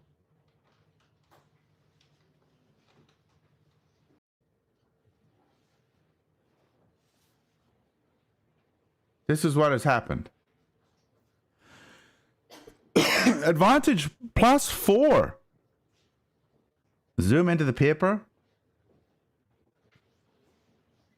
Bro, the things I do for you guys.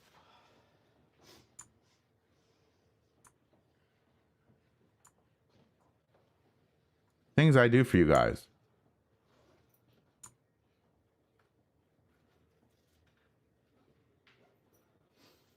Yeah. Yeah, it looks like, yeah, it was clearly B5, F5, B takes C6, knight takes F6. Yeah, we got it. And there's the next move coming. What did Pietro play? He played bishop A6. Second best move in the position. Rook FB1 was best, but this is fantastic. Look, he's getting ready. Oh, lads, what a good game. What a good showing from Pietro. Really, this game we're going to check afterwards. It's going to say like 95, 94% accuracy, 95. This is very good stuff. This is very, very good stuff. Bishop A6. What a nice move. This is exciting. You're stuck at 11 to 1200 for Munster. Can't improve. Julian, are you doing puzzles? I'm not doing puzzles, but that's honestly such an easy way to get over the hump. Is just improve at puzzles.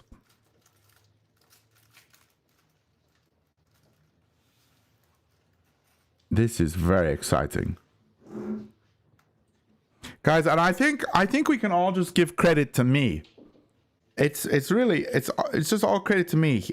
He said to me this morning, he said, what did he say? He said, hopefully I can give you a win after 3 losses with the cry emoji. And I said, this is what I said, lads. This is what I said. Wait, let me just tell you what I said. I said, don't worry about that, man. Just go in there and play your best chess. Good moves.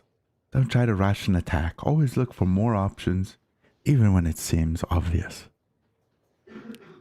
And he just took my advice, did he not? Did he not just take my advice? He did. I think he did, lads. I think he just took my advice. And I just realized I got to turn that light on. Let's turn that light on.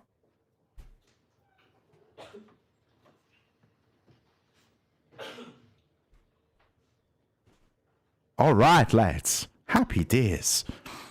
How long have I been playing? I've been playing chess since I was about 4 or 5, but I never took it seriously till a couple of years ago.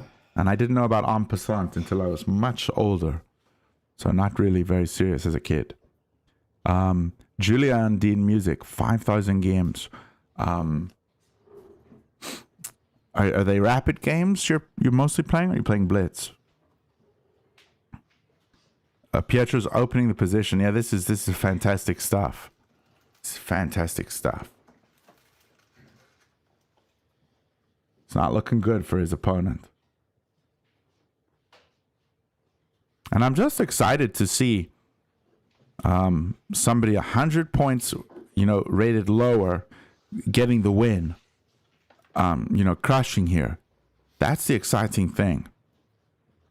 That's the exciting thing, because he's lower rated and he's performing here. It's very exciting.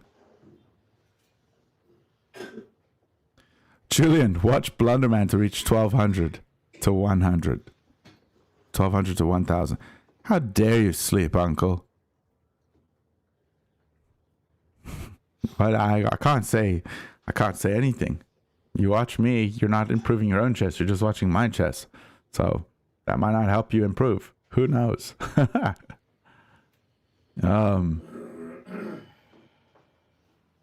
This is an exciting game, for sure. Very exciting game. His opponent is needing to find a few moves. Let's have a look at the moves that his opponent needs to find here. Bishop d8 is his best move. We've got rook a to e8, which is not obvious. And we've got bishop f7. So those are the three moves that he needs to find.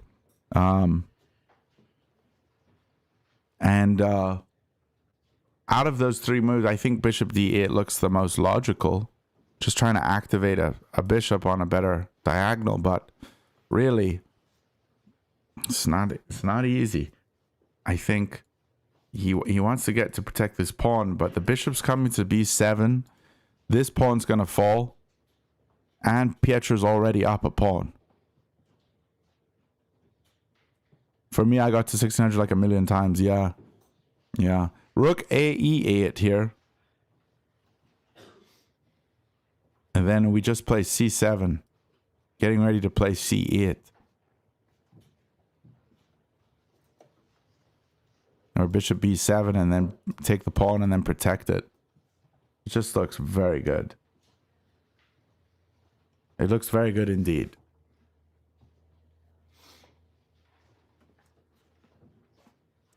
Do I still play Age of Empires 2? Julian, how do you know about my Age of Empires 2 love? I love Age of Empires 2. I used to play that game religiously when I was in college. I do still play occasionally, but I haven't played in a while. Very fun game. I love Age. Yeah, I honestly, I would really like if I was able to, I'm just going to fix this clock. I would really like if I was able to stream other games. I don't know if people would watch it, but I'd love to be able to stream some other games if people watched it. It would be very cool. Fools will resign. Wise players will accept a draw, but only to be continued. Yes.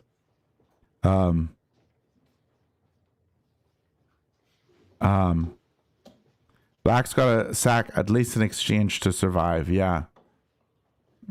I think if we get a reaction camera here on our opponent. Oh, that's his paper. Hold on. We get a reaction camera on this guy.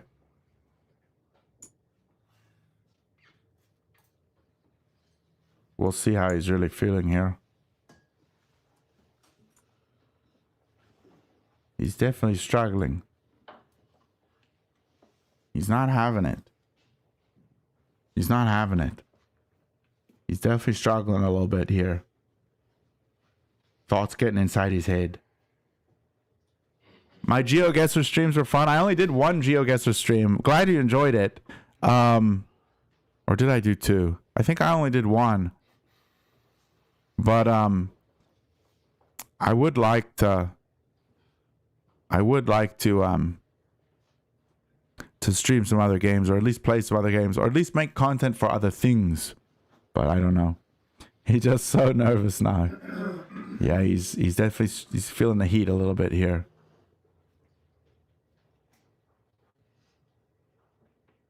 Do you think I need an opening in the beginning to get to 1,000? I mean, you don't need any opening ever in chess. Just play good moves. Just put your pieces on good squares.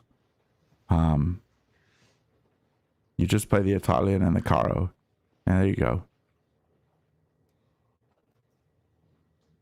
And Julian, what do you do against d4? You can't play the Caro against d4. Do you still play it like a Slav?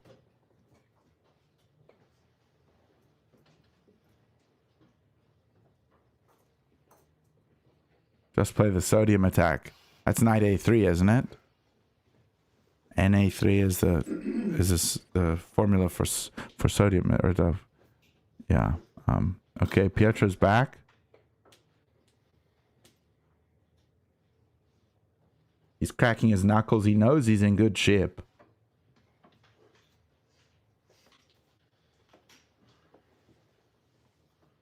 And Chester is still just sitting on his log there, you can see.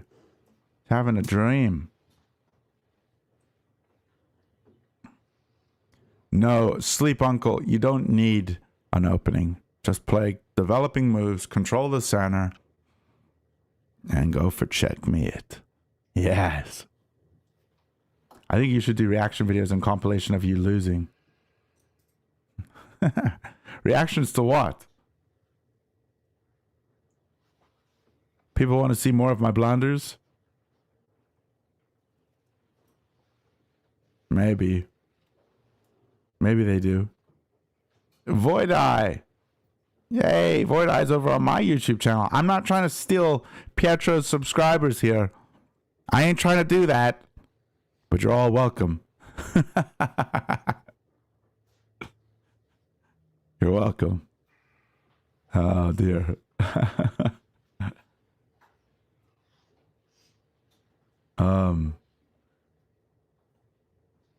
Man, I'm excited to see what this next move is because the board's about to explode.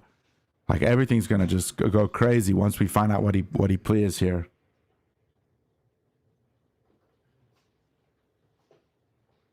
Now it's funny in these kinds of positions here when you're in the chess game and you're thinking and you're wondering what my opponent's what's he gonna respond with.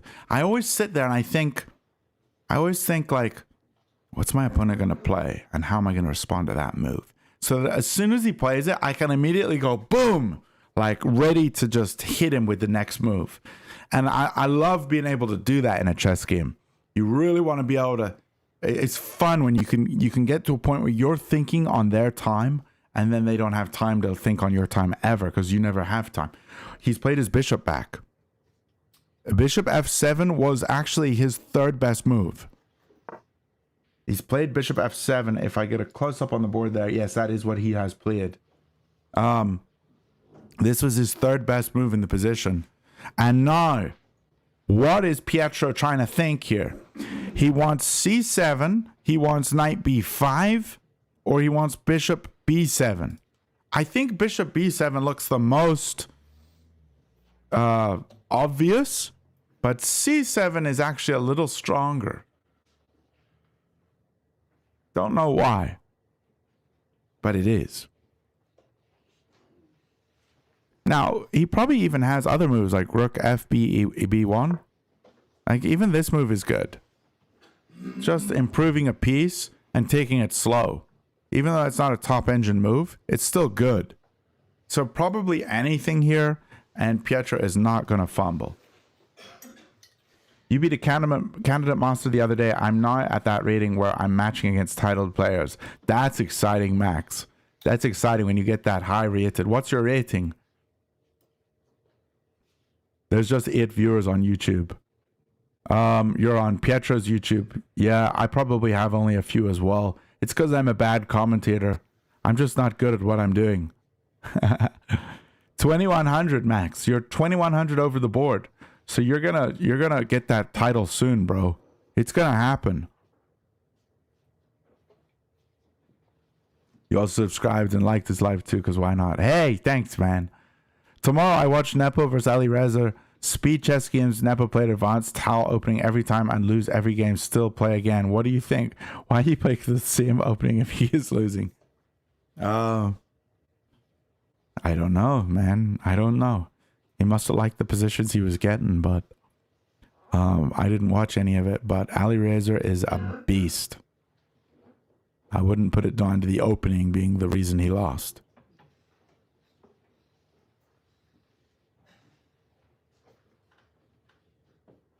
$2,100 online. I haven't played in an over-the-board tournament at all. Oh, Max Silver. I'm sorry. 2,100 online. Okay, so we're fairly similar. I'm like 2050 rapid right now. Yeah, you probably, and you beat a CM the other day. So that's exciting. Yeah, so you're talking about all online. Okay, wait, he plays bishop b7, lads. He played bishop b7. And now, where's this rook going? His best move is to b8. He also can go to e8. But it's not looking fun for him, is it? And on b8, I think Pietro's just going to snatch that pawn, isn't he? Pretty sure that's what he's going to do. This is clean. This is clean stuff.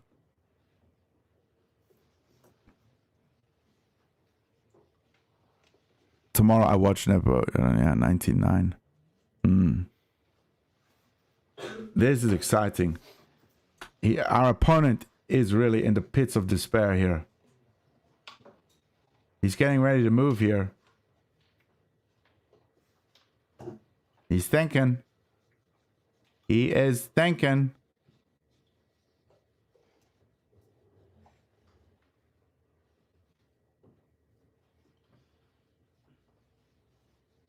He's thinking. Clean win for Pietro, it seems. It does seem extremely clean. He was never losing the entire game.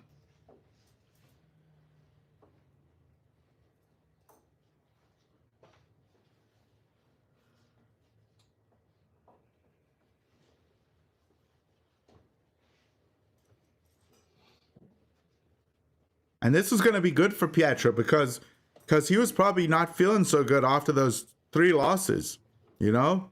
Feeling a bit down in the dumps. This is going to do good for him.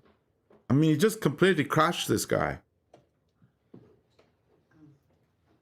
Hopefully he can remember next time in this kind of game to play that H3 move so he doesn't get into such a messy position.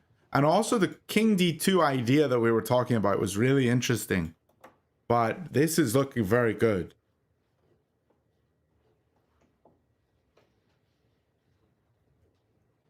This cam was a brilliant idea from Blunderman. The reaction cam, that wasn't my idea, it was one of you guys. But there he is. You can see he's brooding. He's brooding, really wondering, where did I go wrong in life? Was it bishop b3? Was it pawn a6? Where did I go wrong? And he won't know. He won't know till he looks on Stockfish and finds it out later. But we'll see what happens here. It's tough though. He went wrong when he challenged Pietro. Yes! Yes! No, I shouldn't discourage anybody. The fact that he is a 17 or an 1800 over the board FIDE, he's a fantastic player. He's better than 99% of players. That's maybe 98% of players. He's up there. He's a good player, and I hope he's not discouraged when he watches this. He's a beast. Luigi is a beast. But Pietro is just playing a fantastic game today.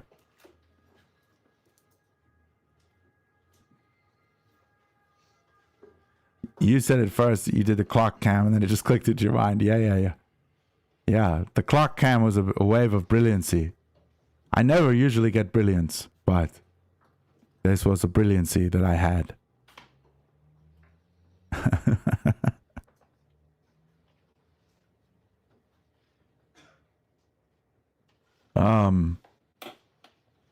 I feel like this game is not going to go on for too much longer. Probably another hour tops. But it's looking like it's going to be quite clean. You love the clock cam, GM. Yeah, the clock cam is nice. Wave of brilliance. Oh, did you guys see that? Pietro just looked at us. He just looked at us, lads. Did you guys see that? Let's go back. He just looked at us. He gave us a little look.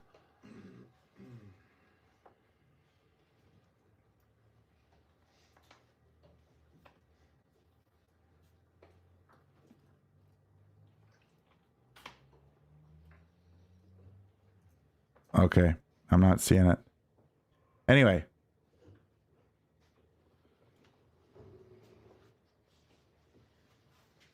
I've had the stream on in the background, getting back now. Any wild moves? Well, yeah, Pietro's just crushing it. It hasn't been too crazy wild, just like slow improving. So here, he found the move b5, castle. He found this idea to go here, but really the problem started coming when our opponent started playing through the middle, and Pietro's pawn side attack started to work wonders for him on the queen side.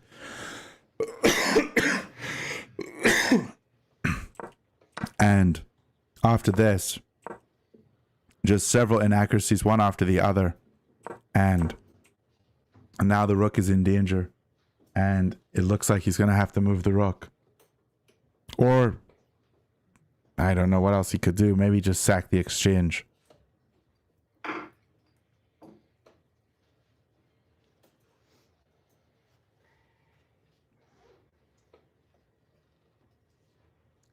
If he doesn't move the rook, it's probably going to get taken. Chester Cam is doing well. You can see, yep, he's still chilling on his log.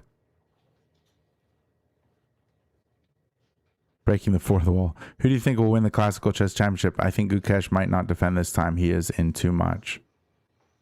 I don't think Gukesh is going to keep his title. I just don't think he's been performing as well as other players. Man, I'd love to see Fabi win it. But I don't even know who's running in it right now. It'd be cool if one of these underdogs can get into it. Yeah. Yeah. Chester's chilling. You guys want me to get Chester a little closer? I can hold him if you want to see him. Let me know if you want to see. Opponent is stalling. Yeah. Reported for stalling. No. But I mean, his move seems very obvious. I think he's just frustrated probably. But yeah, clearly rook a b8 is the way here. Clearly that's the move.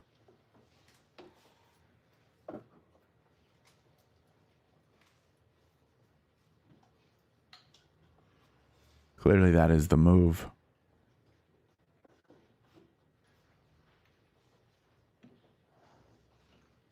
We'll see what he goes for though.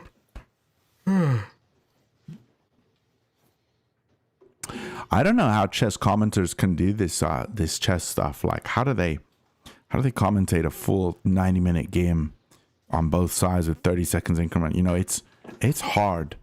I don't know. They have to have chats that are just keep feeding them stuff, you know, so they can like discover things about the position and but yeah, rook a b8 and then probably bring the other rook in or take the pawn. Both look good, and I'm sure Pietro here knows what he's going to go for. He must have already thought about it.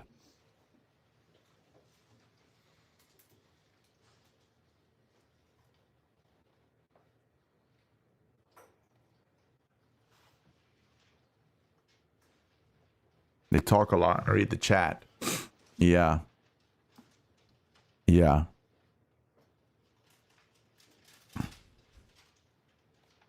That's what you got to do. Rest in peace, Daniel Naroditsky. One of the greatest chess commentator. The greatest. I hope Blue Bomb performs well in the candidates. Wow, what a move. Knight g4. What does this do? I wouldn't be ready to pre-move here.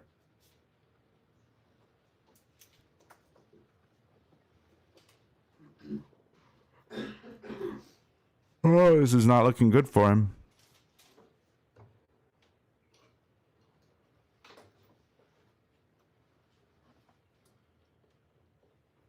All the workout Pietro did in mental and physical health in gym is paying off. Does he work out? I need to get healthy, man. That's what I need. Maybe that would help my chess game. I gotta start doing push-ups.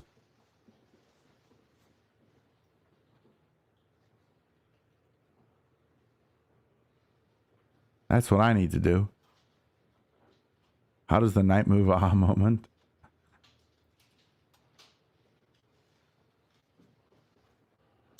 This is very good for Pietro. I mean, isn't it clear he just takes here? Or is he gonna play h3 to kick the knight?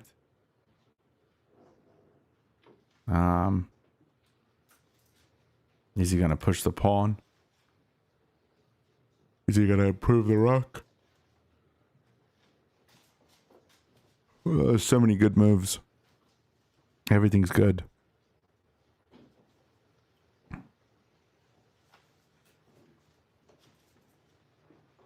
You're playing chess right now and you made a so brilliant move. Epic. Epic stuff. You'd probably play rook a6. This is an inaccuracy apparently. But it doesn't even matter because we're so ahead that it's fine. You just to get the other rook here and then to go here.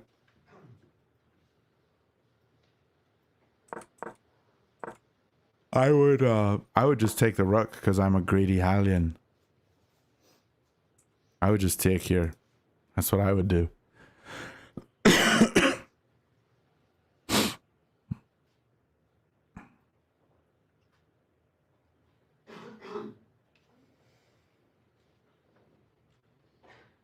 And I've seen the title and I thought you were playing there. Nico Piccio. I'm not playing. No, I'm commentating Pietro Checkmate's tournament game. The Caravel Cup Rome 2025.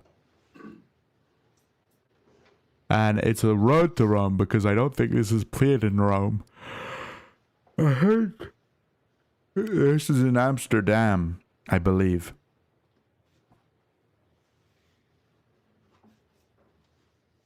And is it a caravel? Like it goes around until it gets to Rome? Maybe? I'm not sure.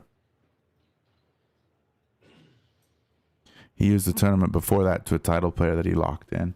Yeah, I saw the this Cole stream with him beating the 2000. I haven't seen him beat a titled player though. You think either f3 or knight b5? f3? I wouldn't play f3 because it gives up this square. And it's just like, why would you want to give that up? I don't know. You got to move here and then it pushes and I don't know. And h3 just looks better, I think. Knight b5 also looks good, yeah. This move's probably totally fine. Yeah, there's so many good moves here. What did he play?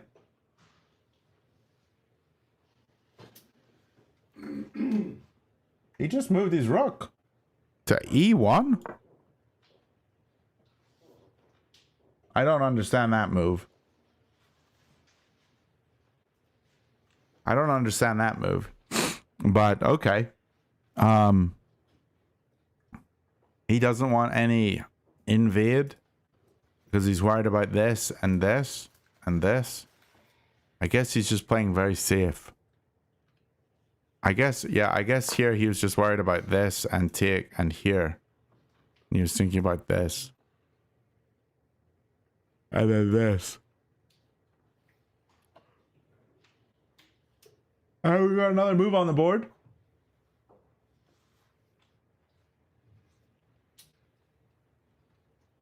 What did I miss?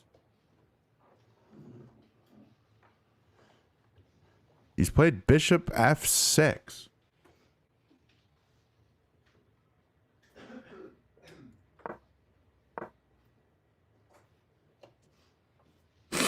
Bishop f6. Looking at the backwards pawn.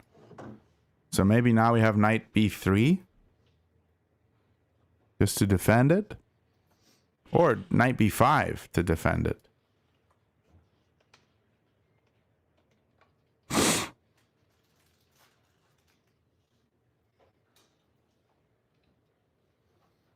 And he's trying to fight here.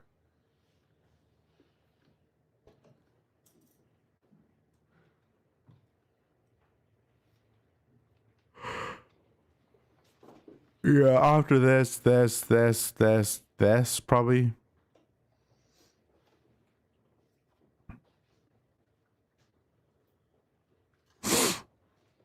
He does 100 rook ups every day.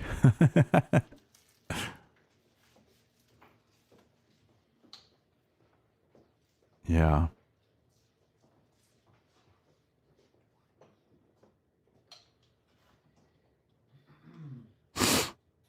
This is exciting.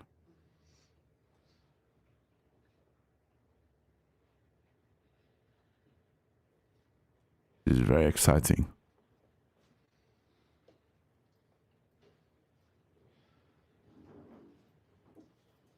Our opponent is having a big old think, but it's Pietro's move. I would start to worry about the clock. Like, you got 40 minutes, just take your time in the end game. But right now, you don't really have to have too much stress. You can just play decent moves. Although, Pietro is only up 1 point. So I guess he is still maybe stressed a little bit. But just take the rook. I mean, that's what I would do. Just take it. Just take it. Like, if we just take the rook here, life's probably okay. Eval's jumping back up. D4. I mean, yeah. Defend here and then take. I don't know. We'll see. We'll see what he goes for.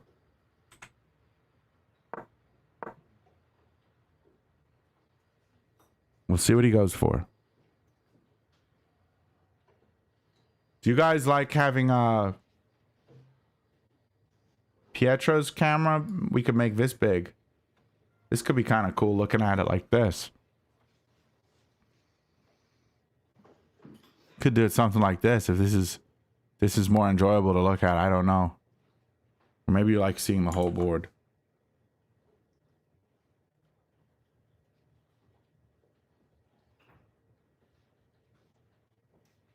Here he goes. Rook E4. I like it. This is a great way to defend the pawn. Defending the pawn and preparing a rook lift. Or making a rook lift to prepare the doubling of the rooks. This looks very nice. Although this does tie your rook down, you know? You don't really want to tie your rook down to this and this. Kind of annoying. I think really what he needs to do is play h3. Get rid of this knight. And then he can not have to worry, you know? What was played? The rook comes all the way back to e8.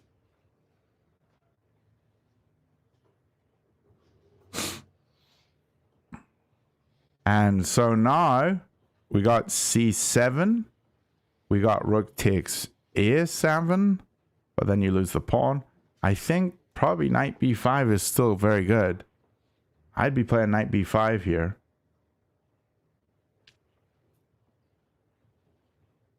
I mean, knight b5 is so good because it just allows the pawn to push. Here you have this move.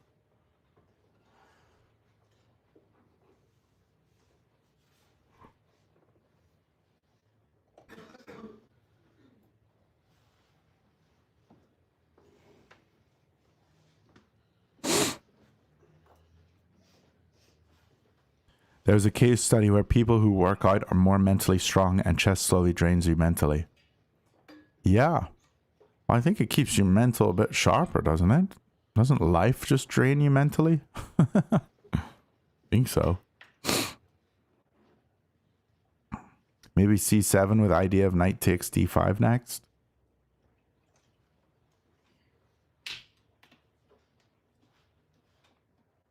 Yeah, maybe this is a better way.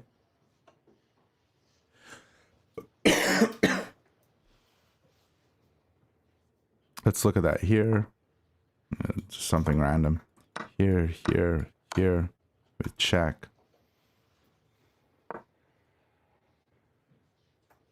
Then we got to come back to here to get this.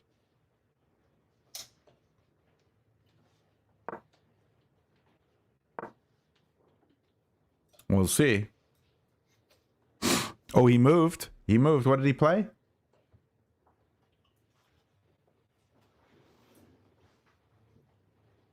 He played his knight back to F1. He's playing very passive, is he not? He's just so focused on this. He's so focused on his opponent's ideas. His opponent wants to push here, so he's just making sure there's no funny business at all. But I do think it is a bit passive. But I mean, I guess it's fine. It's fine to play passive. It just defends this square because the threat is the pawn comes here and take, and you take, and the rook takes now because the rook came over. So this was one of the best moves. The best move was c7 and h3 was second best, but this was third best. Seems a little passive. I don't know, or not passive. That's the wrong word. Just caring too much about your opponent.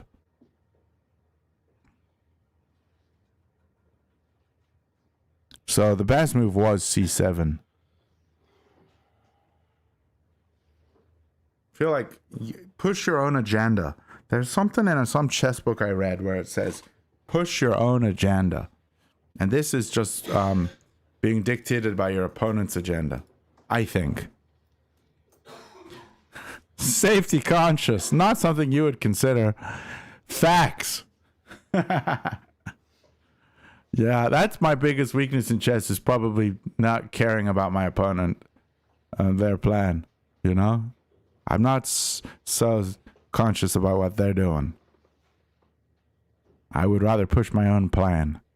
And if it fails miserably. Because that's why I have so many blunders. That's probably why. Wait, what happened to the camera? Or the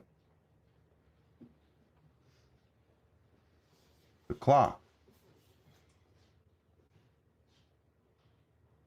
There's the clock. I'm sorry.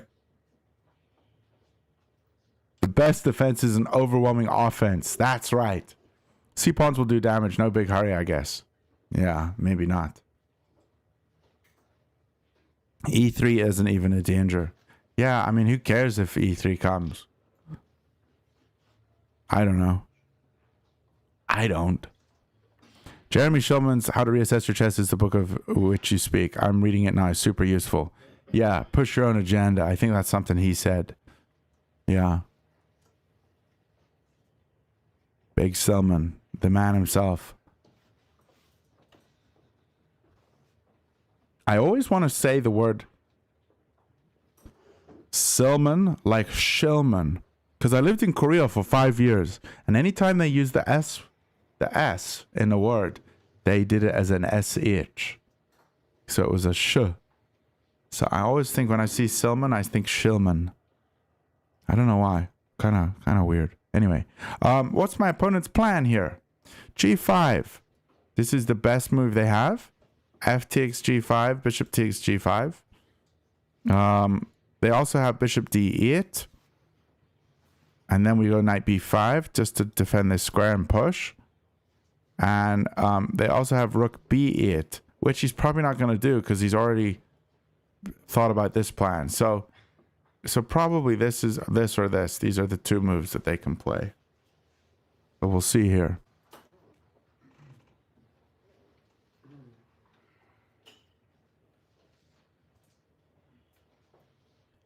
He probably wanted to go rook off E1. I was afraid of knight takes F2 and king takes F2, E3 check.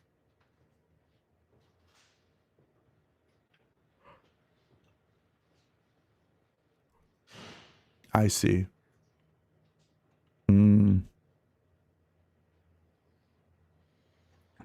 maybe.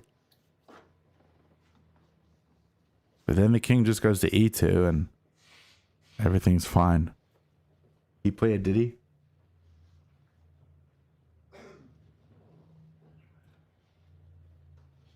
He played a5. Okay.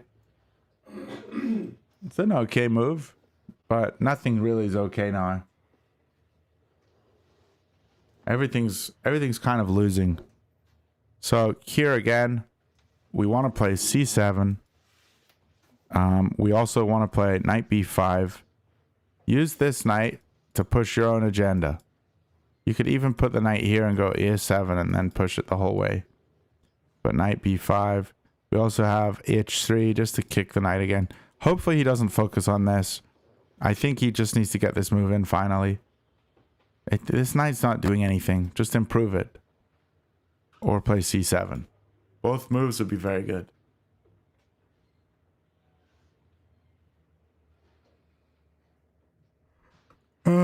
Clearly he doesn't want to go here. Because this just looks bad. This looks really bad. Because now who's got the activity? This would be terrible.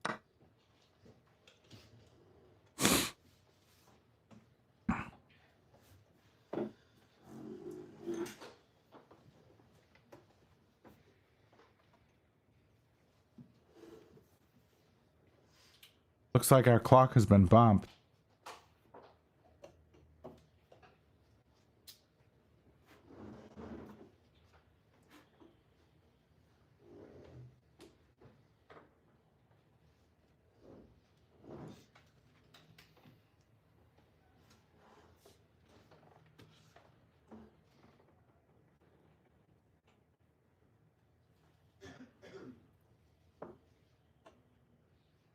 What was the move?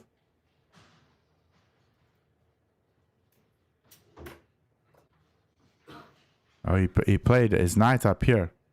I think this is fine.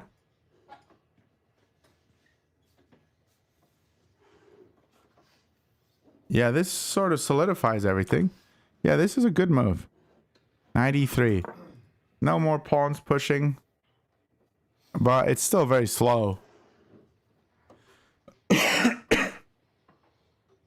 Still a bit slow. Just want to get a move on.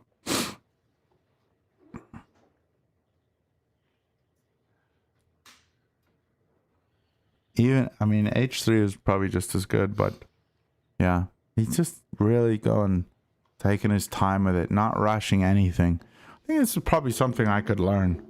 I just need to play slower chess.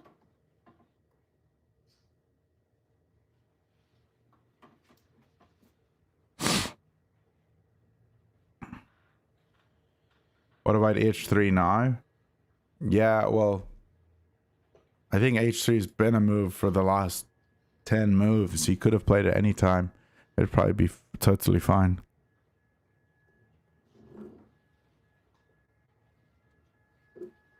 He's also threatening to take on f5 here, which is very interesting. And then maybe the knight jumps into d6.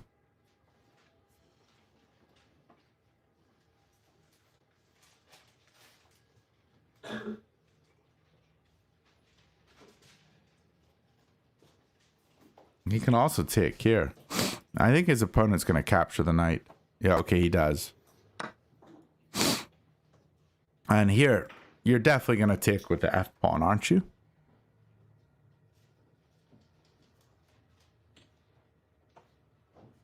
He does. Okay.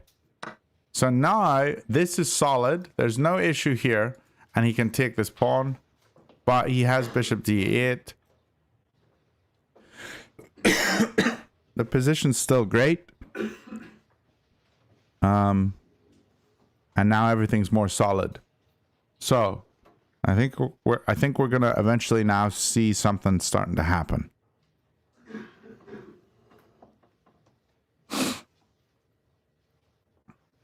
Pietro's really taking his time. G5 is the only chance at counterplay. Yeah, g5, and hopefully we can go c7. Now he plays bishop d8, which is what he should play, because he doesn't want this pawn to advance. And now if g5, the way you stop counterplay, play g3. That's how you stop counterplay.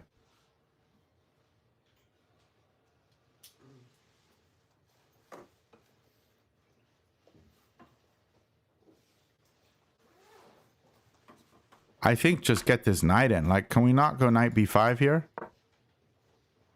Yeah, this move's decent. It wasn't one of the top 3, but this is what I want. I hope he plays knight b5.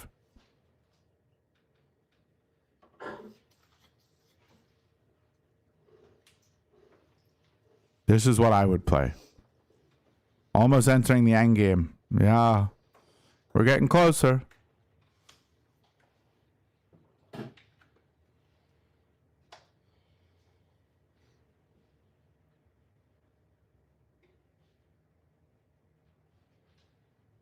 And maybe rook b1 could be something here as well.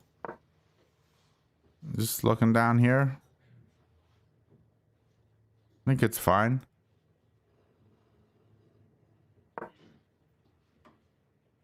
But we'll see. We'll see what happens. Knight b5, rook e7 keeps an eye on c7 a little longer. Well, the engine's now saying knight b5 is the best move after considering. It wasn't showing it earlier. It was just showing g3 and king f2. But now it's showing this.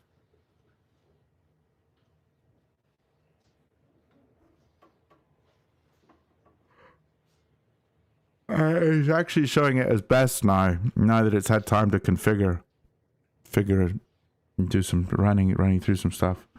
So what's going to happen? It's Pietro's move. He's got 40 minutes on his clock. G3 looks okay, but it's slow.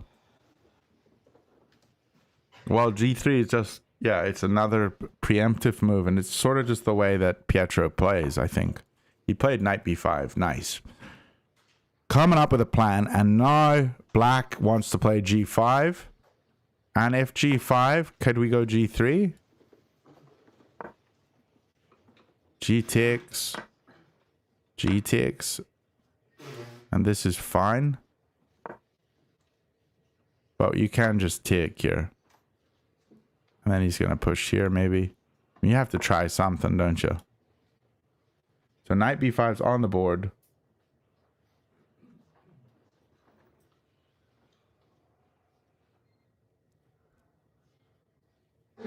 And we're going to see. Miguel, how you doing, bro? Sup? Wait, what happened? What do you mean, what happened?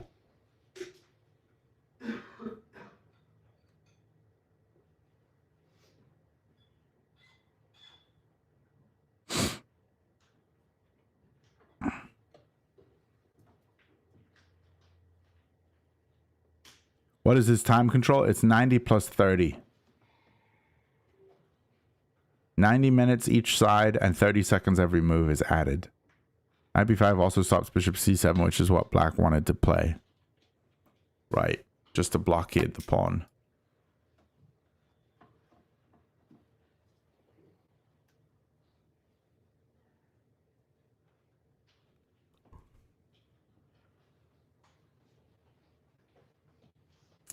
Yeah, g5 knight here.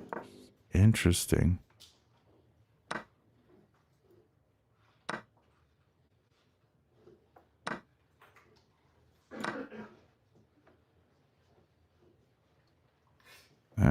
It's all interesting. We'll see. It was equal before a meeting you had. Ah, yeah. Oh, you want me to just run through the moves? So if we go back here where it was equal, queens traded off, and there was a few moments where Pietro was able to just play better moves. This move, castle, wasn't was okay. Bishop here, here, castle. And at this point, the game was completely even. And he played e5, trying to break through the center. And he played b4, which I think is just such a good move. This is not worrying about your opponent's issues. This is playing your game, which I'm glad Pietro was able to do here. And he was able to take here and just get a slow advantage. So he's played very slow here and allowed his opponent to keep those rooks, but yeah. Okay. Wait, we have some moves.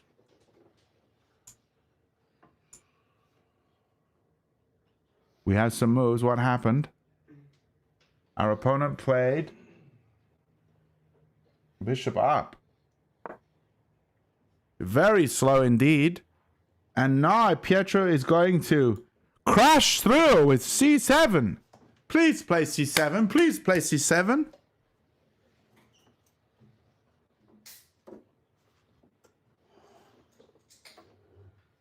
Pietro put pressure on well early doors. Yeah, he played well. He played well. He had a few things that like maybe weren't perfect, but he played really well. I want c7 here. He's just sort of slowly improved the game. There's been no like tactical moment that was like crazy. It's just been slow improving. But he's playing very passive, like sort of not passive, but he's playing very careful chess. That's the word, careful. He's playing very careful chess. Yeah, so c7, and if the bishop moves, let's say bishop f6, then we can take here finally because there's no one looking at us here, and we can come in here and prepare to all this. This just looks good. So we'll see.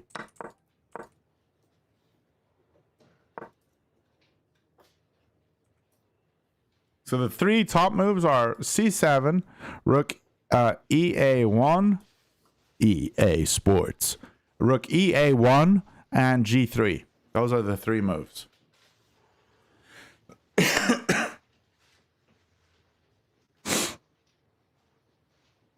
So we'll see what happens.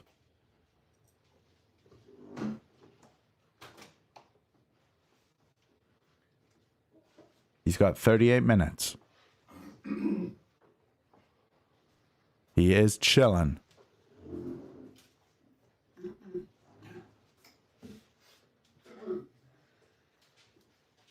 He is chilling.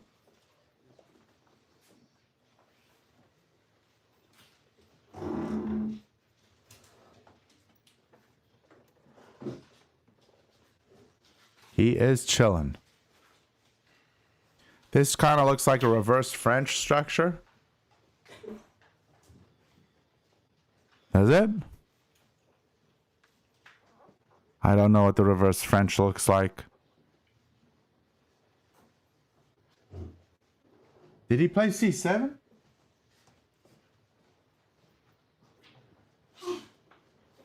He reached for it. c7!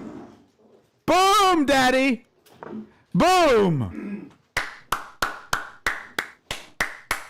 That's it. That's it. c7 has come. You're surprised he hasn't resigned yet with a rating that high. Well, there's still pieces on. There's still play in the game.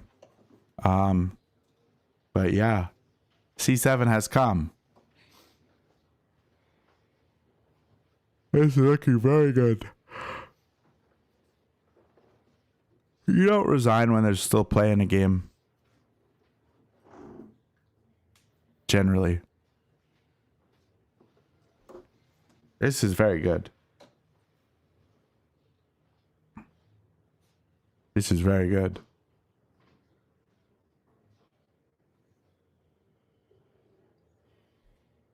This is very exciting.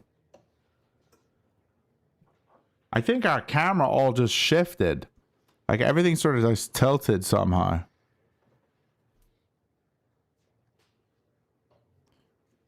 So what's our opponent's best response?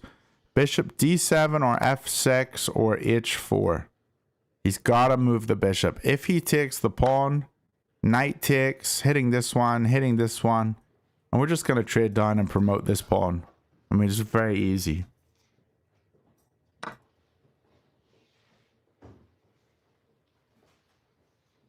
This is probably like mate in 50 or something. The engine gives it a 5.32 advantage for white. If he moves the bishop, knight g6. Knight g6. G6 square is here.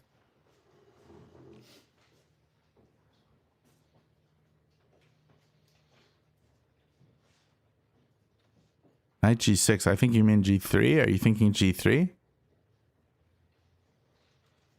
Opponent's going to resign any second now, I think. He could. He most definitely could. I don't think he will, though. Doesn't look like there's anybody at our chessboard here. My commentary has just destroyed the whole thing. And people are gone now.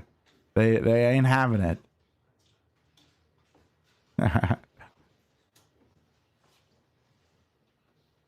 Oh, d6. D6? Oh, you mean knight d6? Oh, okay. I think that's what you mean. So let's say bishop moves knight d6. This is definitely decent. But the best move here is rook takes a5. Getting the other pieces in. But yeah, knight d6 looks very forcing. This rook's going to have to move up. And now we can get...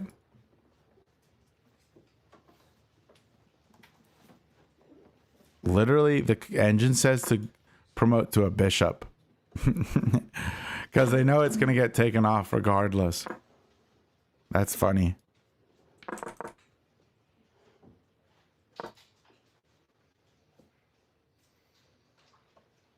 We'll see, though.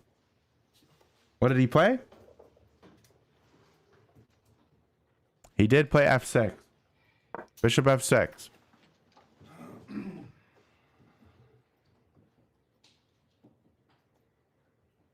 Well, good night, guys. Tomorrow there's my tournament, so I got to get up early.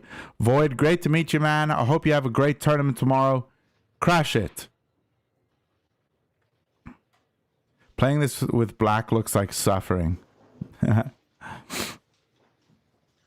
I feel like engines go for under promotions in a way to hope the opponent does not take the piece or something. Yeah, I always do that. Well, I don't always do that, but I often do that when I'm playing in a game. I know my piece is going to get taken. I just promote it to a rook or a knight or something just so that they let me have an extra piece. I don't know. I do that occasionally. He'll probably grab on a5. Yeah, probably correct. Hell yeah, Void. Great to see you, man. All the best. Nah, if the opponent makes a bishop, I'm throwing hands. You mean, that's not the opponent. This is, this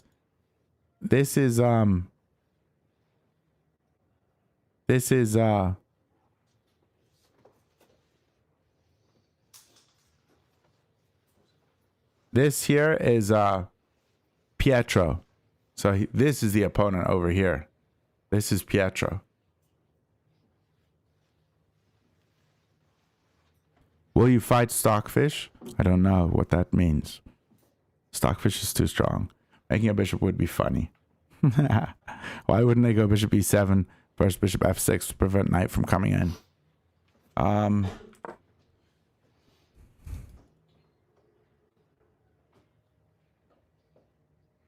I'm wondering. Because here we can still just go here.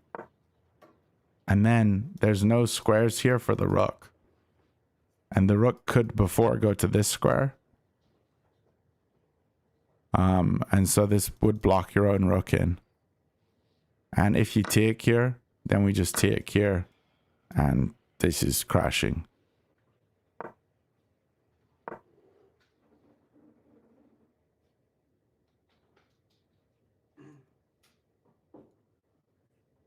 Hopefully that made sense.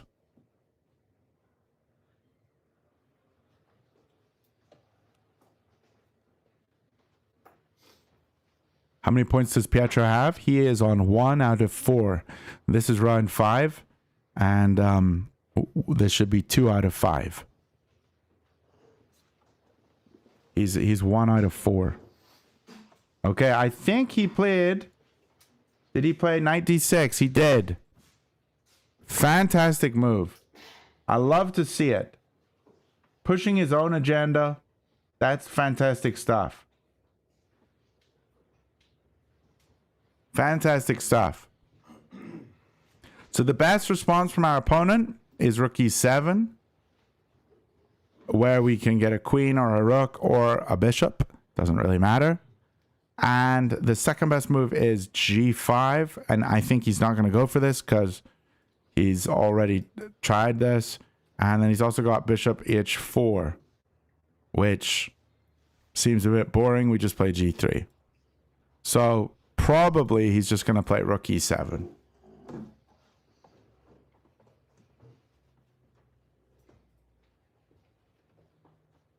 It's bad all around, I guess. Yeah. He'll fight if anyone makes a bishop. I want to see Pietro make a bishop, but that's probably disrespectful.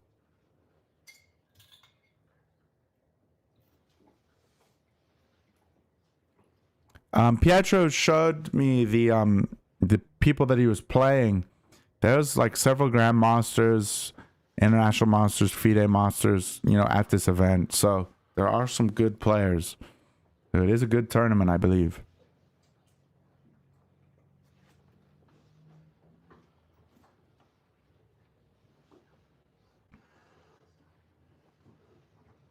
You know you would be cooked playing this then.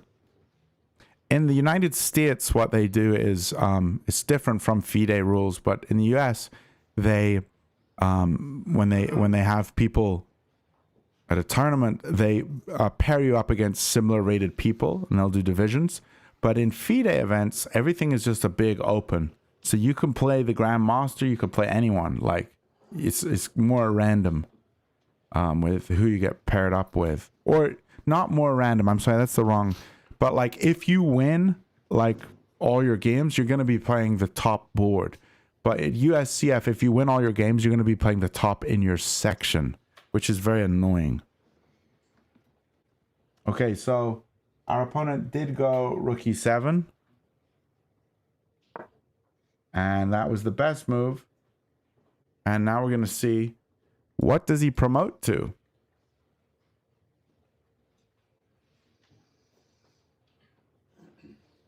Because he's not going to defend the pawn.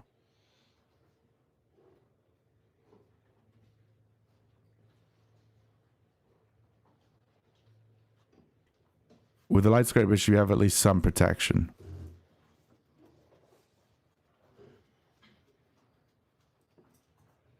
Is that a queen? It is. You got a queen, my friends. He has promoted. He's promoted to a queen. We will get to know about Pietro's sense of humor here. Yeah, I would have made a bishop. Well, the only reason I wouldn't make a bishop is so that my opponent doesn't take longer. Because it kind of ticks me off when people take like 6 years to make a move. The only reason I wouldn't make a bishop is just to get him to hurry up. Like make the prize a queen. Just like hurry up, just take it. You know, that's maybe what I might do. But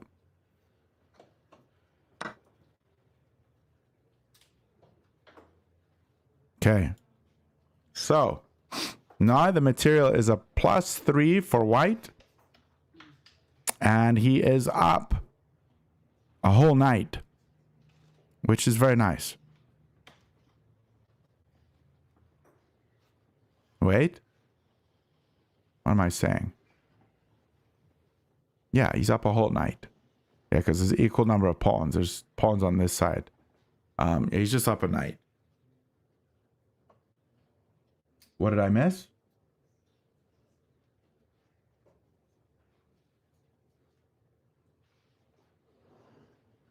He played G5.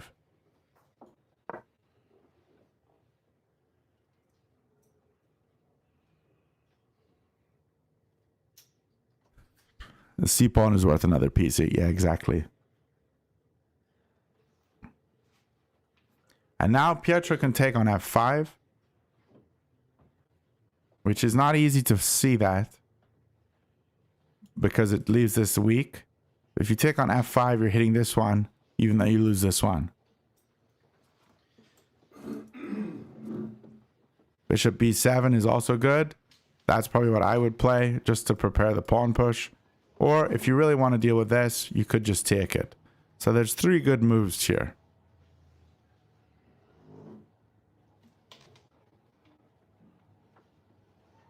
You feel under-promoting would have been disrespectful.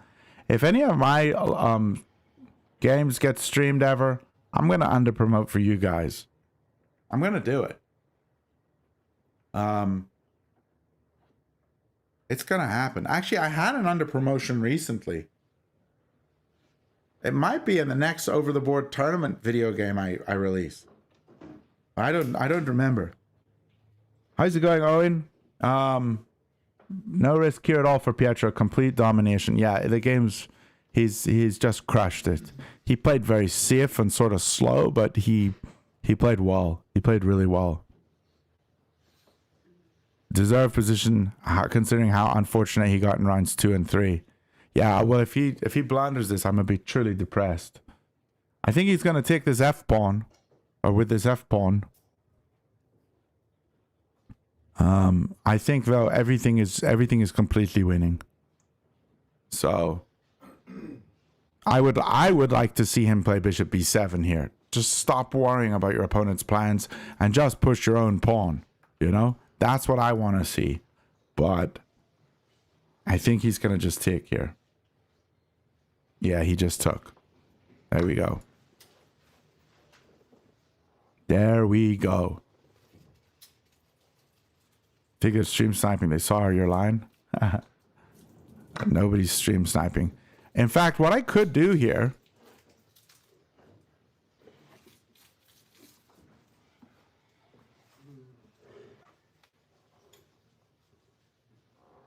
Yeah, the game's still going on in 15 minutes. I was just going to say, if I saw that the game had actually ended in 15 minutes, we could play it in double speed. Okay, so he's grabbing this pawn here with his bishop. Complete crashing. I love how he's playing. This is very good. And even this bishop stops the rook's infiltration here. Not that there was any. But he's holding here. This pawn's going to promote. He's going to take here. Maybe get a rook here or something. I don't know. Maybe pull back here and defend here and then go here. This just looks very good. Chess Centurion, I've seen your channel before. You make good videos. Heck yeah! Chess Centurion and Blunderman, the best Caravel content creators. Eddie, you're an idiot. You're an idiot if you think I'm a good Caravel content creator. Don't know what I'm doing with my chess. Thank you, man. I enjoyed commentating round 3 yesterday. Yeah. Chess Centurion was commentating for Pietro yesterday. Fantastic stuff. Alex Bonzea exists, but we don't include him. Yeah, right.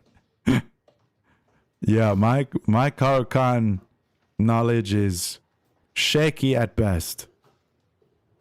I have Chess Centurion's approval. Okay. Yeah, we'll have to do some collab together, bro. Don't know what, but I was thinking of doing some kind of stream collab together with some people. I was thinking with I was talking to Cole. We were thinking of doing some ham brain chess, something just more lighthearted and fun. I did one with Apex recently. It was a lot of fun, but yeah, could be a lot of fun to do some of that. We should do some kind of collab. In fact, I have this little calendar on my desk here. And last time, Chess Centurion, when we talked, and we said we were going to do a collab, I literally wrote on my little whiteboard here.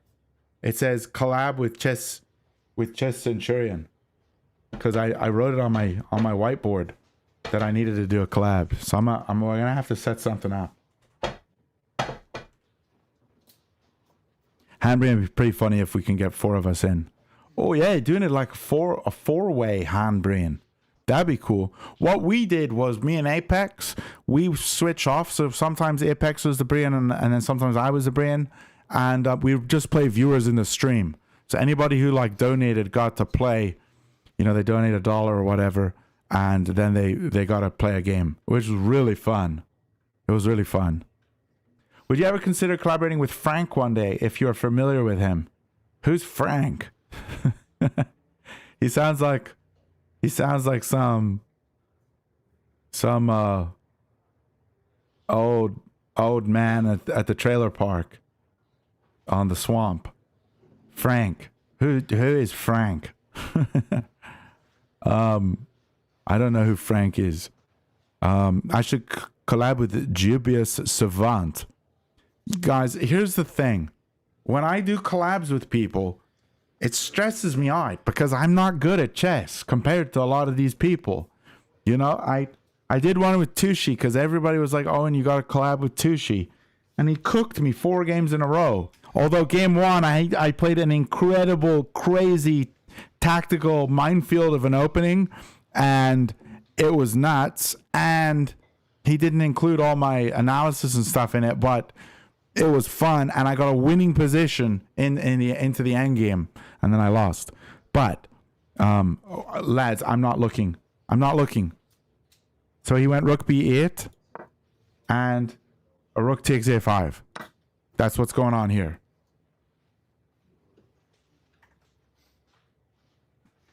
Gotham Chess coached Frank a bit. I don't know. Hey, what's up, guys? Frank here. Yeah. The thing is with my abilities with chess, it's not. I don't have that many abilities. You know, I'm pretty basic. With the chess levels, I did a collab with Nelson Chess Vibes, and that was fun. But like he cooked me in both the games.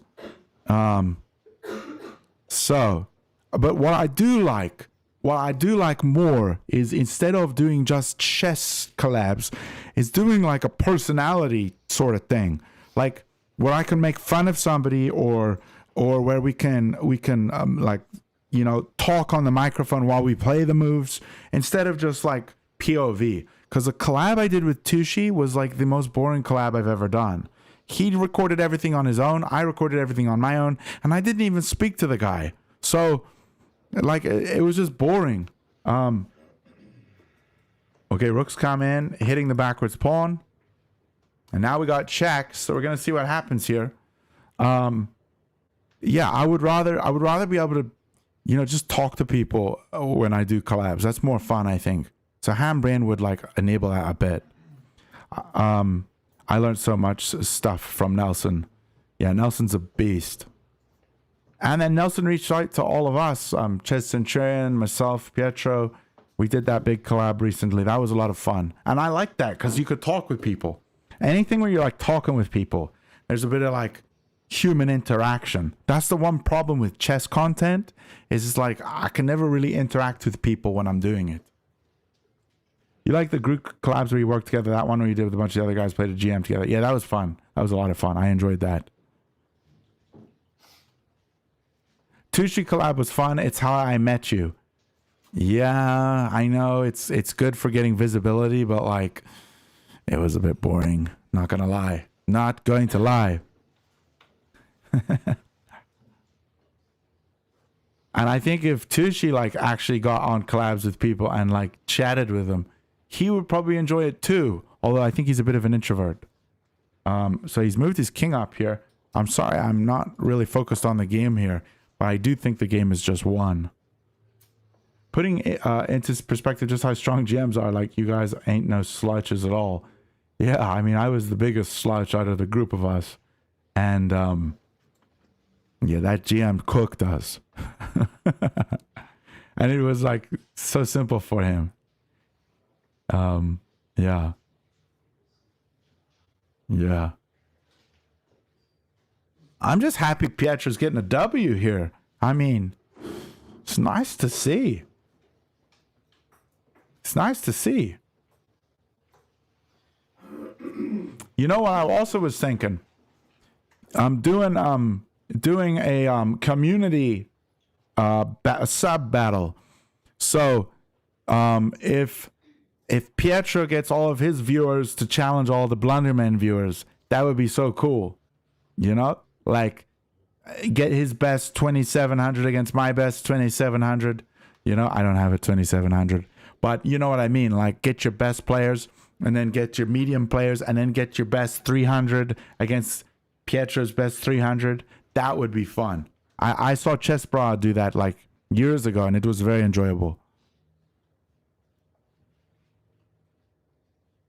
When Hikaru did it in the past, it was always a blast.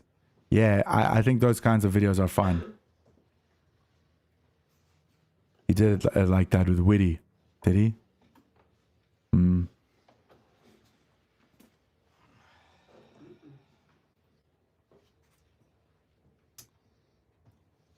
Here comes the move. He's still holding the piece. There we go. Okay, King G7 was moved. And now we got a few moves here. Let's see what they are. Rook E2. Just defending any checks is the top move. We got G3.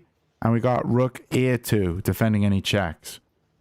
Those are the best moves. I wonder, is Rook B5 a move? I mean, everything's a move here, isn't it? Just like trying to get a trade. We'll see. We'll see what happens. Is Bishop take E4 playable? It sure is.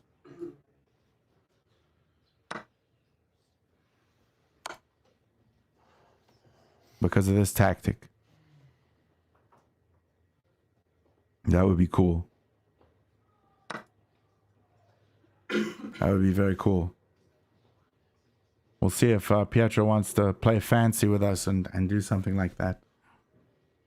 Rook B5 forces a rook off because if the rook on B3 moves away, you have Rook B7. Yeah. And then this one is getting cooked.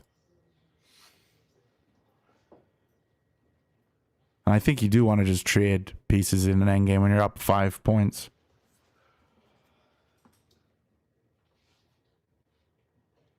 Learn chess with Pranay. You'll play from Pietro's side. How dare you? How dare you, man? You fool!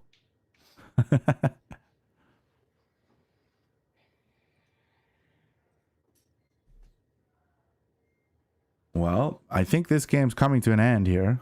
I think it's coming to an end. It's exciting.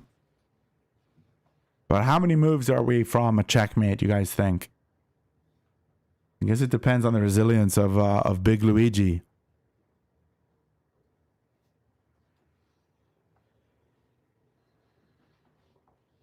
Pietro kind of looks like Fabiano to you. Got his aura a little as well. Oh, is he with the curly hair?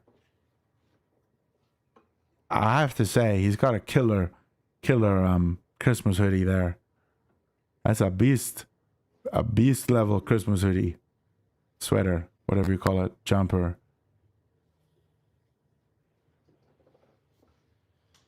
Hold up, is it still his move? It is. We still got his move. And guys, I don't know if you guys noticed, but look, Chester is no longer on his log. He's run away. He's not on the log, so I'm going to have to get rid of the log, the Chester camera.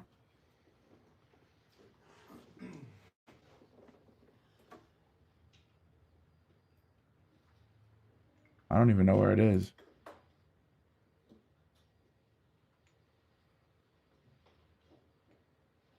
Got to get rid of the Chester camera.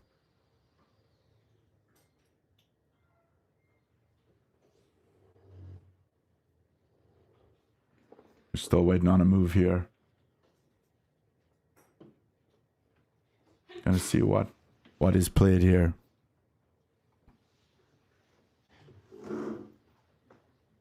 Drunk chess, you're the kind of guy who just likes to sacrifice. I respect it. If this was my over-the-board game, I would just play so quickly. Because I always play quickly when it gets to the end game like this. Like, if you've got a decisive advantage, why not just play quickly? There's no need to, like, let it take longer. Just crush them. See, I mean, it's not difficult. Any move is winning. What I'm trying to say is every single move is winning. Just play a move. That's what I think. But yeah, Rook b5 is a simple move idea. The sacrifice takes some calculation, so it wouldn't surprise me if it goes for that idea. Yeah, I think Rook b5. That's what I would go for. Just seems so simple.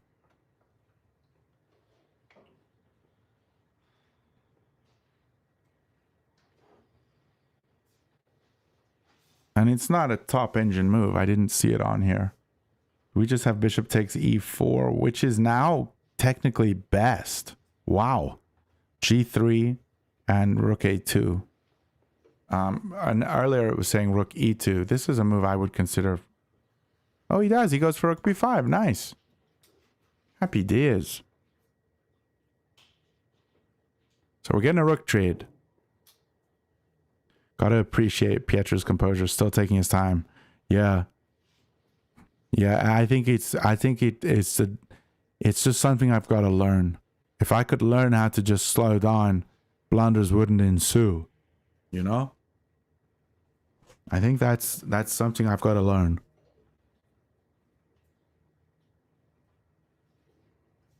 But nice. Rook b5 is good. So basically if the rook moves, we can go here and get this rook off because this rook's pinned to the king. So if he takes here, we take. If he moves his king, we take. And life is good. So we'll see what our opponent goes for. Yeah, he goes for c3. Do you reckon you're not as much of a fan of classical time formats, Blonde? I am similar, and I like to move off of intuition. I hate classical. This format is terrible. It's too long. It's like I have only 24 hours in a day, and I would like to use some of those hours like eating food, socializing with some friends, going outside, seeing nature. I don't want to spend the entire 24 hours of my day looking at a chessboard. Even if I love chess, I don't want to do that. So I really like the 45-10. So the 45-10 over the board is great. It gives me enough time to calculate, and it's not like insanity with how long you have to wait. So he hates chess. We heard it here first. No, I didn't say that. I love chess with a fiery passion. You know what I'm gonna do though?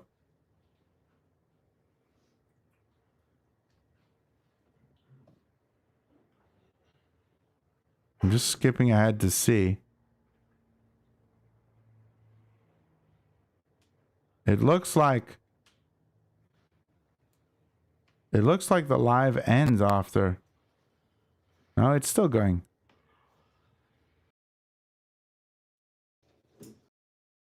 Okay, yeah, it's still going. Okay, it's still going. Okay, so the rook took, and now the knight's taken. There we go. Okay.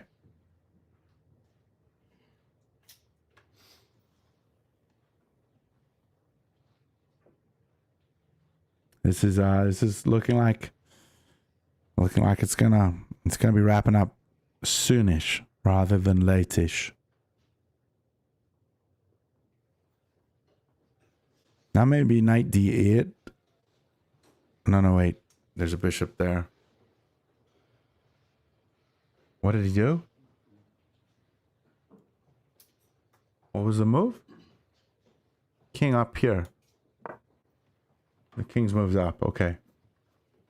The king's moved up to here.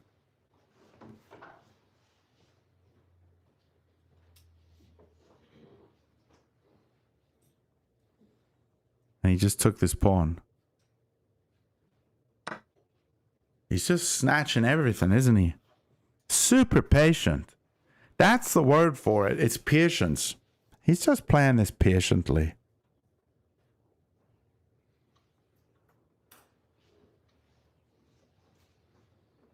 Now, it's almost like White could get his bishop trapped here. Like, probably we're going to see a move like, what? Rook a3 and come here, hoping to trap the bishop. Because it has no squares here. It can still go here, though. But then it still can't come out here. So we'll see if something like this tries to happen.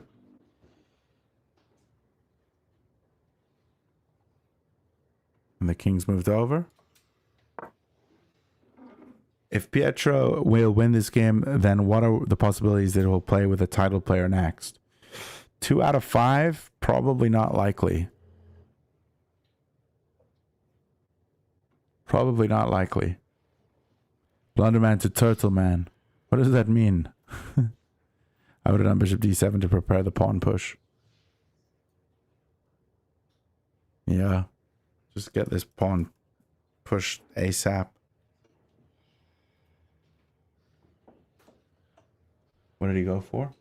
Oh, lads, I gotta pay more attention.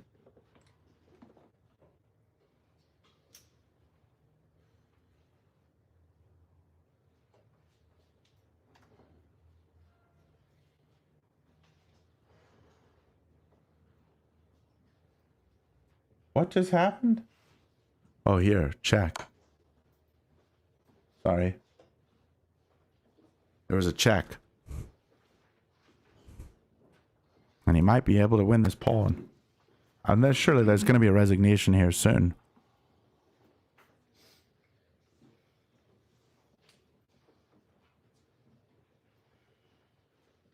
And king has no squares. These are all cut. And these are cut. He's got to run away.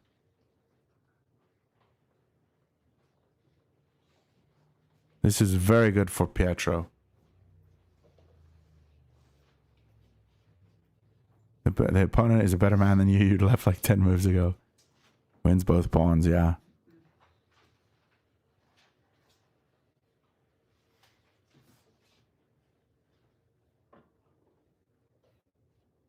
He comes down.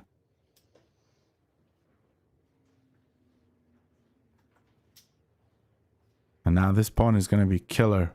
Especially when it has a passed pawn with it.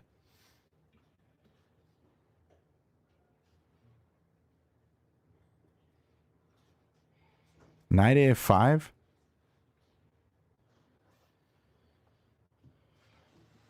Block the rook's vision after it moves to c4.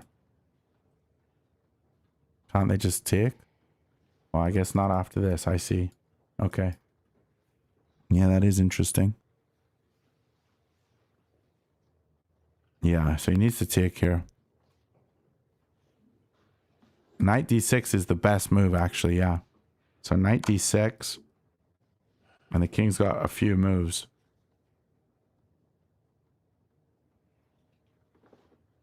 But taking is also good.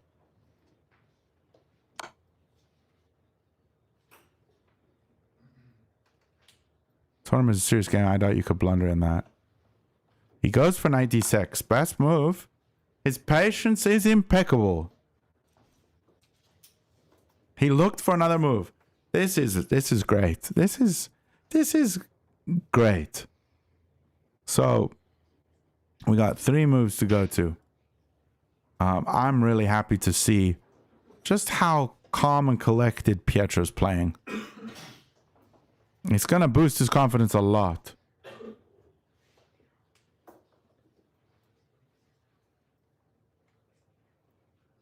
This guy's getting manhandled.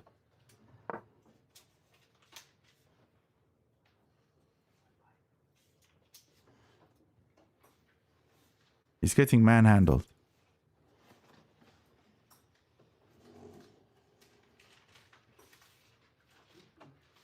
Now bishop takes. h3 was the best move, apparently. He could have gone h3 here. And h4, this is a mate. With knight f5. here and bishop f7. That's checkmate. That would have been cool. But if here it wasn't checkmate. So bishop takes d5. Bishop check. g3 is probably coming.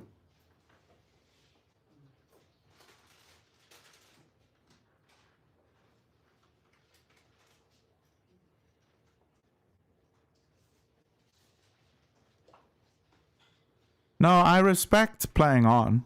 There's always a chance that your opponent can stalemate or something. So it's not wrong to play on. Especially when you got 90 minutes, you know? G3 is played. Bishop comes back. And probably... Yeah, the game is now over. So what I'm going to do is I'm just going to put it in double speed.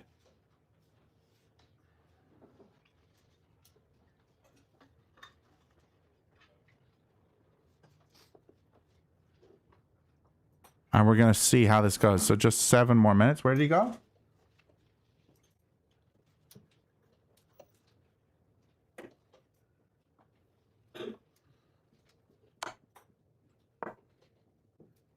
All right.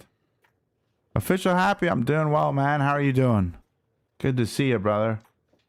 We just put it into double speed because this game is about to be over.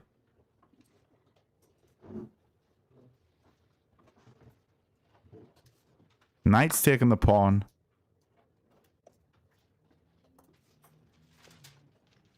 Rook goes to a3.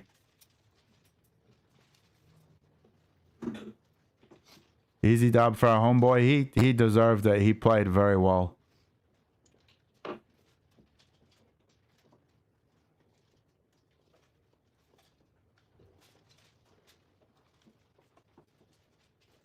Pushing the pawn.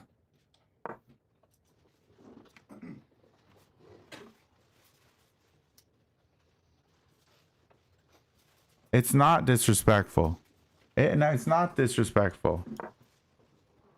It's totally fine. You have every right to try. It's not disrespectful at all.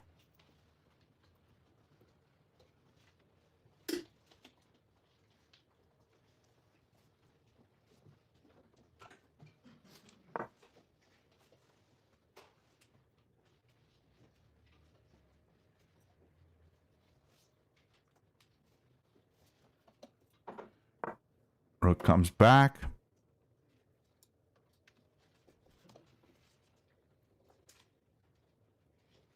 I think he's going to resign here soon.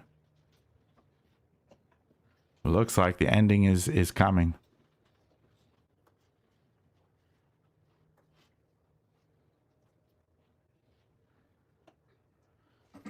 D6. He was 1-4, and after this victory, he's going to be 2-5. 2 out of 5. 1 out of 4. Now he's going to be 2 out of 5.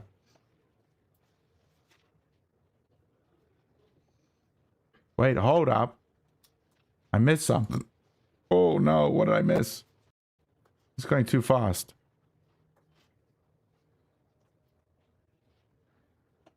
He pushed here.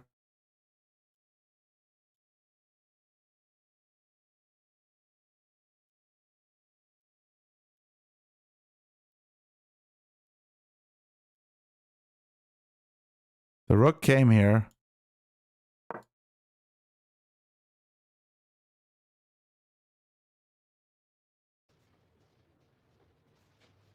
And then he pushed here.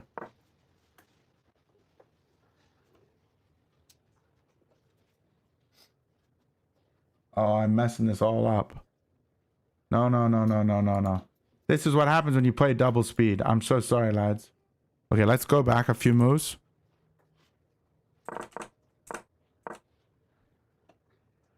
So back here, he pulls the rook down.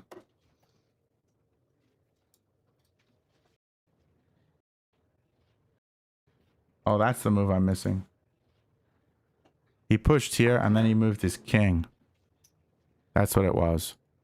And then he pushed here. And the rook came over. There, now we're back on track. I'm so sorry. I'm useless.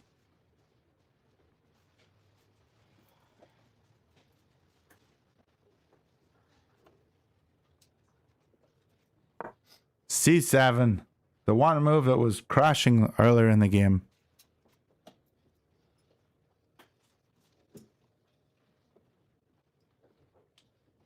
I think this is going to be GG.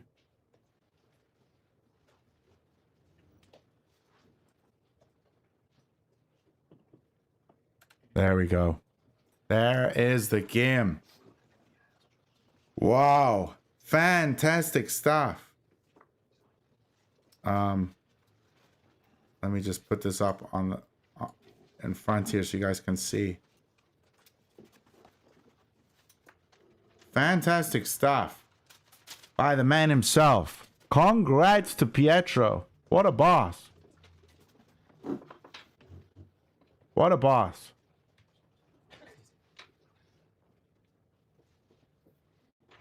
GG's all around.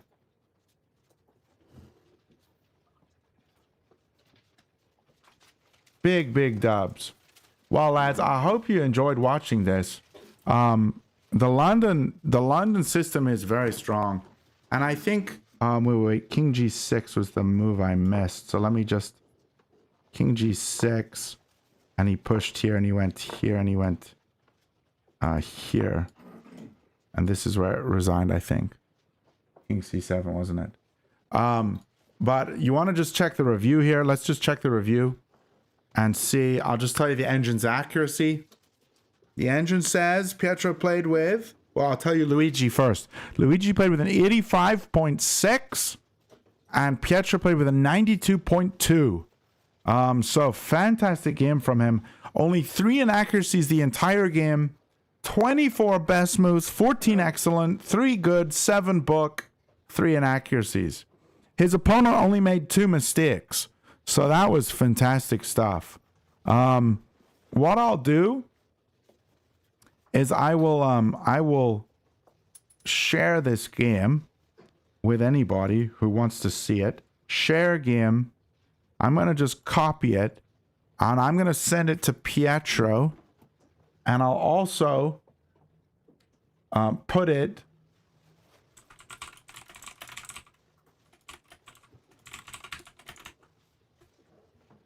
I will also put it in my Discord.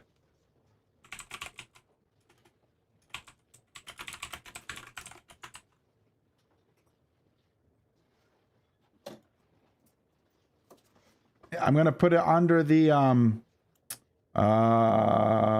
over the board.